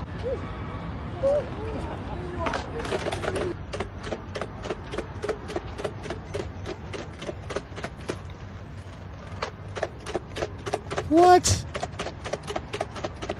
I'm going to say AI. I don't think there's a dog that does that. Because watch this. Afterwards, he turns it. Watch this. Like, yeah, what's going on? Yeah, I'm just turning, just hanging. No way. I'm not buying it. I'm a skeptic, dog is super talented. That's a super talented dog. That might be real and it looks real, but is that a corgi? I'm not buying it. Yeah, it's a corgi. Smart. I mean, they're smart dogs. Look at that. And then he jumps back on it. And then gives himself a little push. Yeah, what do you think? I think that's that's got to be AI, right? And then he jumps off it. I mean, it's got to be the most talented corgi. Is when he then finishes and he turns the board. I don't know, man. What's the vote? It's got to be AI. It's got to be, doesn't it? Did you hear the story? So do you know? Nobody clapped or anything. No, like. Did you hear? I would have been like, "That's my dog. That's my dog." Right. That's what I. Well, look at that. This part right here is the most amazing. Right here. Right here. Come on. Now come on. Call me a skeptic. I'm not buying it. Come on. That last little part there. No way. Did you hear the story? So this is another. So NBC is going to have the NBA next year. Obviously, TNT is going to be out. So the guy who voiced it's the NBA on NBC, like that guy, he's dead, right? Okay. So what they did was they went to his family. He's dead. They went to his family and said, hey, we want to still use him. So we'll give you a percentage of the rights to his voice, but we want to use him in AI. And the family said, okay. And so NBC is going to use a dead guy's voice, the same voice that NBC used in the 80s for like Jordan and stuff. It's Michael Jordan on NBC. It's the NBA on NBC. And that same guy has passed. And then they played it. They played the AI. It sounds exactly like the guy. He's dead. And they're going to give a percentage to the family. And they're going to use a dead guy's voice for the voice work on NBC. And I'm like, are you like? That's unbelievable. And so, I mean, this is what AI is going to do is we're all going to be out of jobs because they're just going to go like if I'm a voice work guy right now, and I don't know tons of these guys, Jim Cutler, for example, is the voice of ESPN, has been for years. He's going to die, and they're just going to use his voice, and they're going to ask his family, like, can we just use the voice for like a fraction of the cost? God. Maybe after we're gone, we could have our most successful show. Exactly. That's what I'm saying. Is like our job is going to be completely irrelevant. Let's just use Lund and Krueger's voice, and we don't need to deal with their, they're a big pain in the ass and all the money that they want. It's Krueger and Lund and Sons, and then basically it's you and I dead and AI, and then it's Kev and George. The continuing guy's on. name, I've got it on my screen. The guy's name, if people want to look it up, I haven't done the story, but I've had it up on my. Here it is, right here. The guy's name is Jim Fagan, Fagan. It says late NBC on NBA on NBC icon Jim Fagan will return through AI generated voice for the 2025 season. Jim Fagan is his name if people want to look it up. But how about that? So they're just like, look, we're going to use your voice, and that's going to that's it. Like he's gone, but they talk to the family. The family's going to take a low percentage, and that's it. And they're going to use the same guy that they used in the 80s, even though he's passed away. Jim Fagan is the guy's name. Wow. How about that? We're through the top of the eighth now. Yeah. A's did get a run, 7-1. Hey, also today we didn't mention the Niners added a veteran kicker today. Did you see that? Greg Joseph. They signed Greg Joseph. Not bad. That's not bad. He's not bad. He's been in the NFL since 2018. Yeah. He's played for 6 teams, 3 in the last year. Yeah. So the Niners will be this 12th team, if you count all the teams that he was rostered on. His 6th team since 2024. The reason he's struggling to stick anywhere, has often struggled with accuracy and consistency. Well, shit. I know some guy like that already. Yeah. On this team. Struggles with accuracy. That's all we need. Right. While he made all 11 of his extra point attempts last season, he missed 16 in his career. He's also missed 1 field goal attempt inside of the He's also only missed 1 field goal attempt inside of 40, but outside of 40, he's 44 of 68. So he's 64.7%, 27 of 38 from 40 to 49, 17 of 30 from 50 plus. That sucks. 17 of 30 from 50 plus. I mean, that's not real competition. Like I know they brought in a kid from Louisiana Tech that's 235 pounds. Kenny Almendarez, who was Lou Groza award winner. Yeah, the Lou Groza guy. So, if you're bringing in Greg Joseph, I don't know how serious you are. You know what I mean? Because, like you said, what Kyle Shanahan wants, and this is how you know if they're going to be serious. When Robbie Gould was kicking, he was money from 53 and in. The thing that's driving Kyle crazy is I just want to know. It's kind of like fans. If you're a certain player and you suck, at least we know you suck. Don't be good sometimes and shitty sometimes because that drives us nuts. He knew that Robbie Gould didn't have the biggest leg, but he knew from 53 and in he could count on it. And that's what Kyle liked. He liked a certain amount of certainty. The problem with Moody right now is he might hit from 55, he might miss from 39. And Kyle Shanahan can't game plan that way. So you're not going to bring in a Greg Joseph. It's a decent name, but you're not going to bring in a Greg Joseph. If you got to hit nowadays in the NFL from 50 plus, you need to be like 90%. Like the legs that the guys have nowadays. Yeah, you can't. I mean, okay, we start talking 58, 59, it's different. But anything from like 55 in, that's got to be money. You got to make that kick, man. And if you're missing that on a consistent basis, and it sounds like you just gave us the numbers on a guy like Joseph, he's not going to displace Moody with those kind of numbers because Kyle wants a more consistent kicker. Maybe he doesn't have the distance or the leg that Moody may have, but in trade-off, you're going to get a guy who's more consistent, and that doesn't sound like what this guy is. He's 30. Played 3 years for the Vikings between 21 and 23. Yeah, that's what I remember. I remember him on the Vikings. But we'll see. We'll see. He's played 75 games in his career. Yeah, at least it's somebody. I mean, you were down there. I mean, the one thing, and Brant Boyer looks like a special teams coach, acts like a special teams coach, played in the league. Like, I like the guy just based on that. But this bullshit notion of, well, we're bringing in John Weeks, a 38-year-old long snapper, because he's going to give Jake Moody more confidence. Look, it wasn't Tabor Pepper's fault. He snapped just fine. You're telling me that Jake Moody in his head before he misses a kick, of course, is going to go, I really like this John Weeks guy. I know this snap is going to be good. Yank. But it wasn't Tabor Pepper's fault. He didn't have a lack of confidence in Tabor Pepper. He just missed kicks, and it got into his head. So when Boyer said that, I went, come on, dude, don't BS us. We're smarter than that. You're telling me that the snapper that you like is going to give Jake Moody more confidence? Tabor Pepper wasn't the problem. Jake Moody was the problem. That was BS. And we'll see if I don't know if Tabor Pepper has a job yet. Does he have a job? I don't think he does. I don't think he does either. Who was your favorite get in the draft? Either undrafted or draft pick wise? Was there somebody? I mean, obviously Mikael Williams was their first round pick, but was there one player that the Niners got in this draft that you're like, yeah, I really love that pick? CJ West. CJ West. Yeah. I mean, you know what? I don't know what Collins is going to be. I hope he's great. 6'6" interior linemen make me a little bit nervous, but I know that, obviously Buckner was good and Armstead was good. It's just that you got to have great technique. But CJ West is built perfectly. I mean, he's 6'1", 320. He's built low to the ground. He's really strong. He's got a gregarious personality. I mean, I just like everything about him. I watched him a lot at Indiana, given the fact that, obviously, teams that were in the Pac-12 were playing in the Big Ten. So I watched probably an inordinate amount of Indiana football this year, and they were really good last year. Yeah, they were. And I thought he was a guy that might go a little bit higher in the draft. And did Flores just hit another home run? Did Flores just hit one out? Yeah.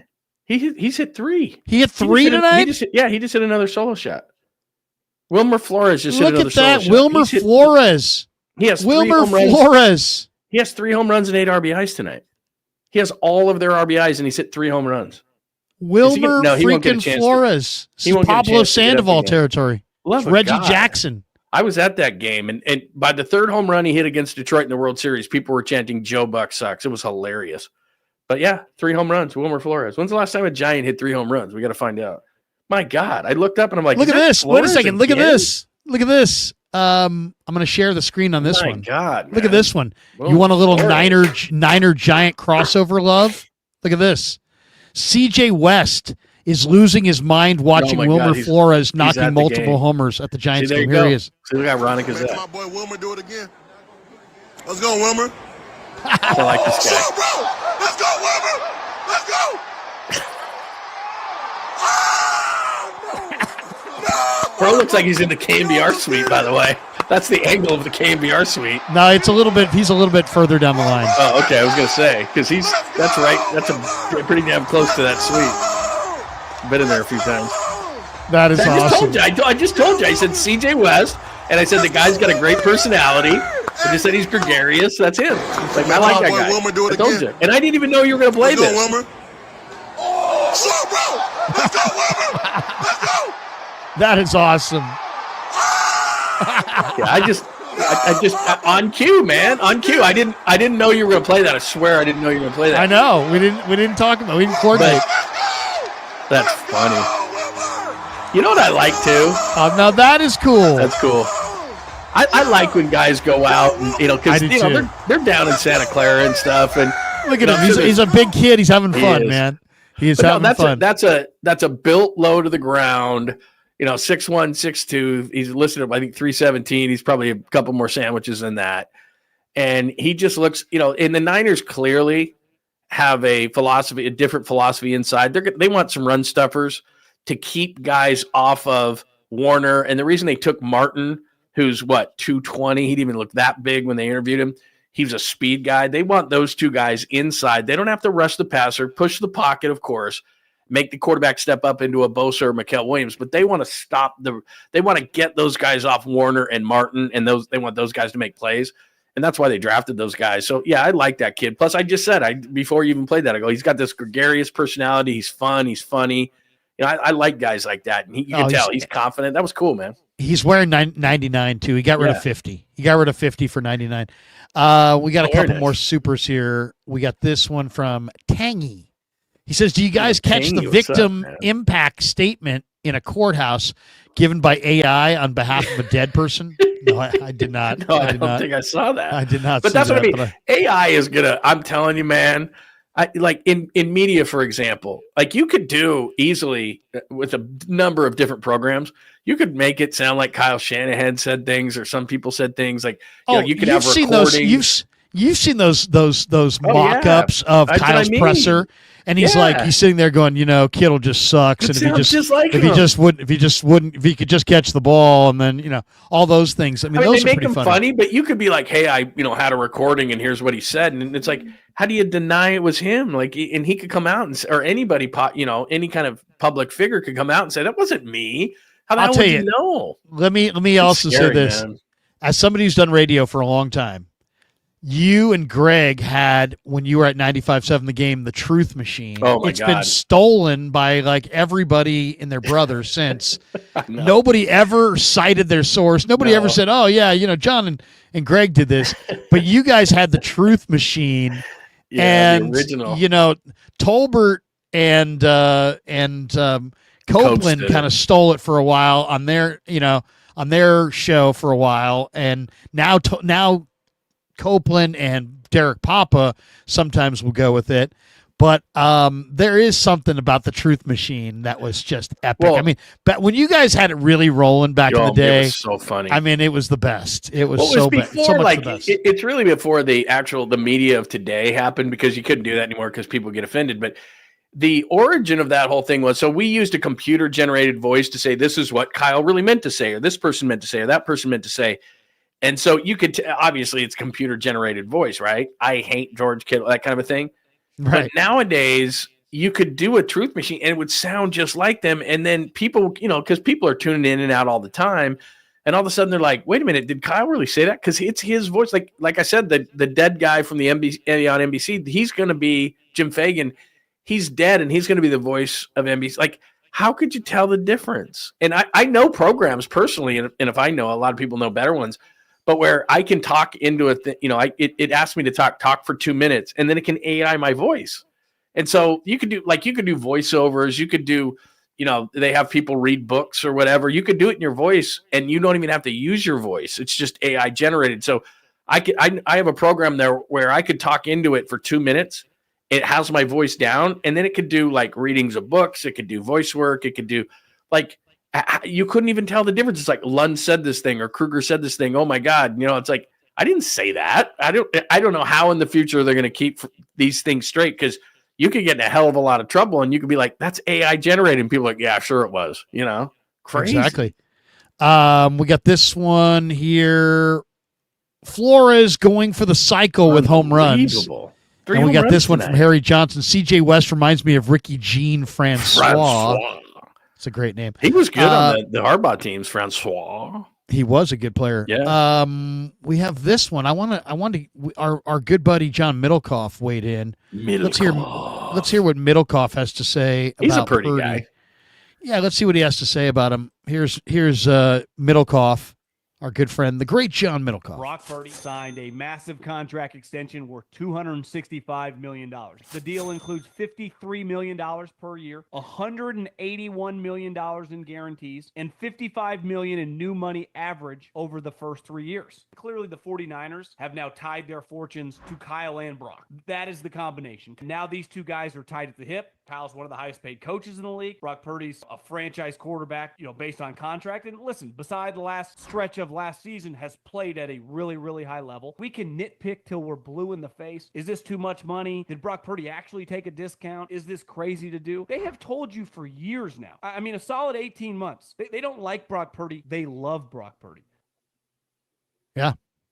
Yeah. There you go. Everything's right, they said. And Look, we live this every day, you and I, and from the minute Jimmy went down in the Miami game, and he won that game, and then he went to Seattle with the busted up ribs and won that game, and then he beat Tom Brady. That was it. Like, seriously, that was it. Like, they've loved him every minute of every day, and they can't say enough good things about him, not only publicly but behind the scenes. I mean, they love the guy. So anybody on a national level who was like, should they pay him? That conversation was decided a long time ago. And as you've pointed out tonight, you can't, if you look at the numbers and if you look where he ranks in as far as pay right now and the amount of money, and Middlecoff just said the 81 up front, there's nobody who could say he doesn't deserve it. He didn't get overpaid. This is a really good deal for both sides.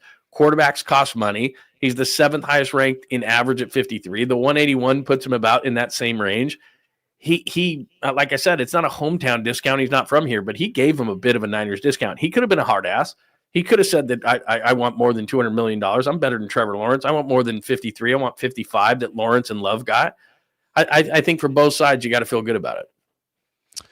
No question. I mean, and if you're to me, I think the Niners, they needed to do two things this offseason, in my opinion. And I stated it right out of the chute. They needed to get Brock Purdy signed to a contract that was reasonable for both teams. That had to get done without the holdout, and the mission accomplished. The other thing they needed to do, in my opinion, was they needed to, we're in an era now where you don't just need to go get the right player. You then have to get them in the proper motivation. It wasn't okay for the Warriors to just trade for Jimmy Butler. They had to sign Jimmy Butler. Mm-hmm. Why? Because Jimmy Butler wasn't going to be as good with the Warriors if he didn't get the contract extension. And for me, Brock Purdy, I think, is a very, very, very insanely competitive guy. So getting him signed was important, but also putting somebody in that room that could take his job or at least compete for that job so that you get the best out of Brock. And I think they did that with Mac Jones. I really believe that Mac Jones is one of the 3 or 4 best offseason acquisitions simply because he will motivate Brock Purdy to play his best. And if we get the best out of Brock Purdy, it's going to be a good year. Yeah, plus I just think him getting paid, he's going to feel a debt of gratitude towards the 49ers, and I think you're going to get the best of him. Plus, you pointed this out. He's a self-motivated guy. He wants to do well by the organization. He's self-driven to live up to this contract, to live up to his own expectations. And here's the other thing about Brock Purdy, too. He ain't hanging with a posse. You don't have to worry about him getting the money and going crazy or saying, taking a deep breath and saying, I've made it. There's two kinds of people in this world. People who then get to a certain place and they've plateaued and they feel like they've made it and they stop, or people who get that kind of money and then they want to prove that they're worth that kind of money. And that's what Brock Purdy is. He's the type of guy that's going to get this money and he's going to hit the pedal to the metal even harder. That's just the way he's going to do it. So look, he does, and you and I have talked about this tonight. He needs players around him like all quarterbacks do. So some of it is related to who can stay healthy this year. But as I said, I know that guys are going to try to say this on Monday from a national level. They just don't know what they're talking about. This is a good signing for both sides. And to me, it's even a bigger thing of the timing of the signing. They got Kittle done early. They got Brock done early. Maybe they've learned a new philosophy, which is let's stop signing these contracts in August and September and having holdouts and hold-ins. It's huge. I'm sharing the screen. Wow. Wilmer Flores has the same number of RBIs as Aaron Judge. Who would have thought that? And it's the middle of May. It's the middle of May. John, that's incredible. Are the Giants for real? Yeah. When you're a quarter of the way into the season, I think that then you can finally say that. Like, I wait until the 40-game mark and to say that. But look, if you just look at logic of the Giants, they've got a great bullpen. That's not going to change. I actually think the starting pitcher is going to pitching is going to get better, and I think they're going to put Jordan Hicks in the long role, which I think he's better suited in that role. I think Birdsong is a really talented pitcher, so I think the starting pitcher is going to pitching is going to get better. I think the bullpen's legit. I think, like I said, if you go out and you get yourself a Rhys Hoskins, all of a sudden your offense, only Bailey would be a weak spot, and he's good enough defensively to carry that, but you can't carry 2 weak bats. And now that Fitzgerald is back instead of Koss, this is a legit team. Now, are they going to challenge the Dodgers? I don't think so. But in terms of if you want to say what is legit, are they legit? They're a legit playoff contender. And I think going into the season, you'd have taken that as a Giants fan, right? It's over. 9-1. The Giants beat the A's. God, and you're getting Duvall back. I mean, Walker scares you a little bit, and he's admitted to the mental issues. But Duvall's pitching like when he was an all-star, I mean, that's big. Who's going to be the player of the game on the wrap? Oh, come on, Smoothie. You took my guy. Oh, come on, Krueg. Come on, you took my guy. That's my guy. Flores is my guy. If a guy hits 3 home runs, y'all just have to take him. Like, come on. I'm sorry. You said Flores. I'm saying Flores. Like, seriously. How many Somebody will say games, Logan Webb just for the heck of it, but come on, man. I'm trying to think how many games I've ever been at where a guy hit 3 home runs in a game. I was at the World Series. That's it. It's the only one I've ever seen where Pablo did it. Yeah. Reggie Jackson did it in Game 6 of the 77 World Series. 3 swings, 3 pitches. I think it was Charlie Huff, Bert Hooton. Ooh, look at you. And I don't know, Mike Terry Marshall? Forster or something like that. I don't know. I don't remember. But, we saw Reggie do it. Yeah. We saw Pablo do it. Willie Mays, amazing. Willie Mays hit 4 in Atlanta one year. Pablo's was amazing because it set the entire tone for that series, because I remember we had covered actually the A's, and they had Scherzer and they had Verlander, and it was like, how's anybody going to beat these guys? And then Verlander goes to the mound. Pablo gets him twice. He got Albuquerque. It's Albuquerque, everybody, for the third one. And I remember because they put the media, those high seats up in left field that you see? That's where the alternative media was. So I was like so far up, but I was there. And he hits the third one. And remember, that was the time where Joe Buck supposedly took the trolley car, and we all knew that like he was a candlestick and you can't do that. But it was a Fox thing, right? And so everybody hated Joe Buck, and everyone's chanting Joe Buck sucks. I thought it was the funniest thing. By the way, I'm watching Townie and Shooty as we speak. But they all start chanting Joe Buck sucks. And I just remember, like, after that game, like 3 home runs, and it just set the tone for the entire series. Like, it was like that was it. Like, it was over. We are going to get out. By the way, Mark Whitten hit one too. You said Bob Horner, Willie Mays. Yeah, Mark Whitten. Yeah, I remember 4 home runs and 12 RBIs in a game. So talent. It's too bad that Wilmer didn't get a 4th at bat or another at bat. Man, he might have got another one. Seriously. Right. That's gonna do it for us.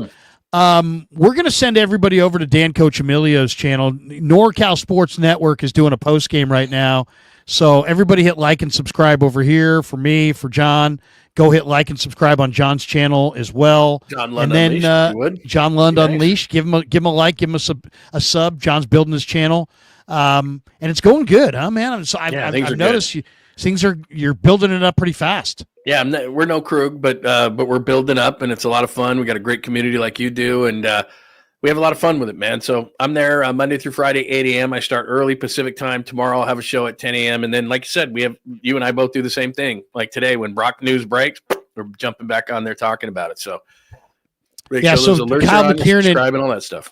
Kyle McKiernan says, get over to Dan's channel now. And then Jeff's like, what's Dan's channel? Dan's channel is NorCal Sports Network, and the logo is the American flag, like the California Golden Bear on the American flag, on the California state flag.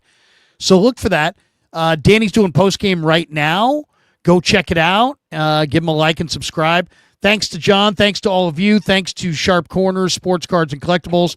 Thanks to Learn Key Upskill Academy. Thanks to Pig and a Pickle for being the title sponsor of the Krueg Show.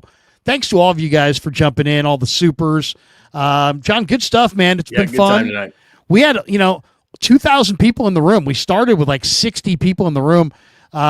There's over 2,000 people watching right now. So thanks to all of you for supporting the Krueg Show and John Lund Unleashed.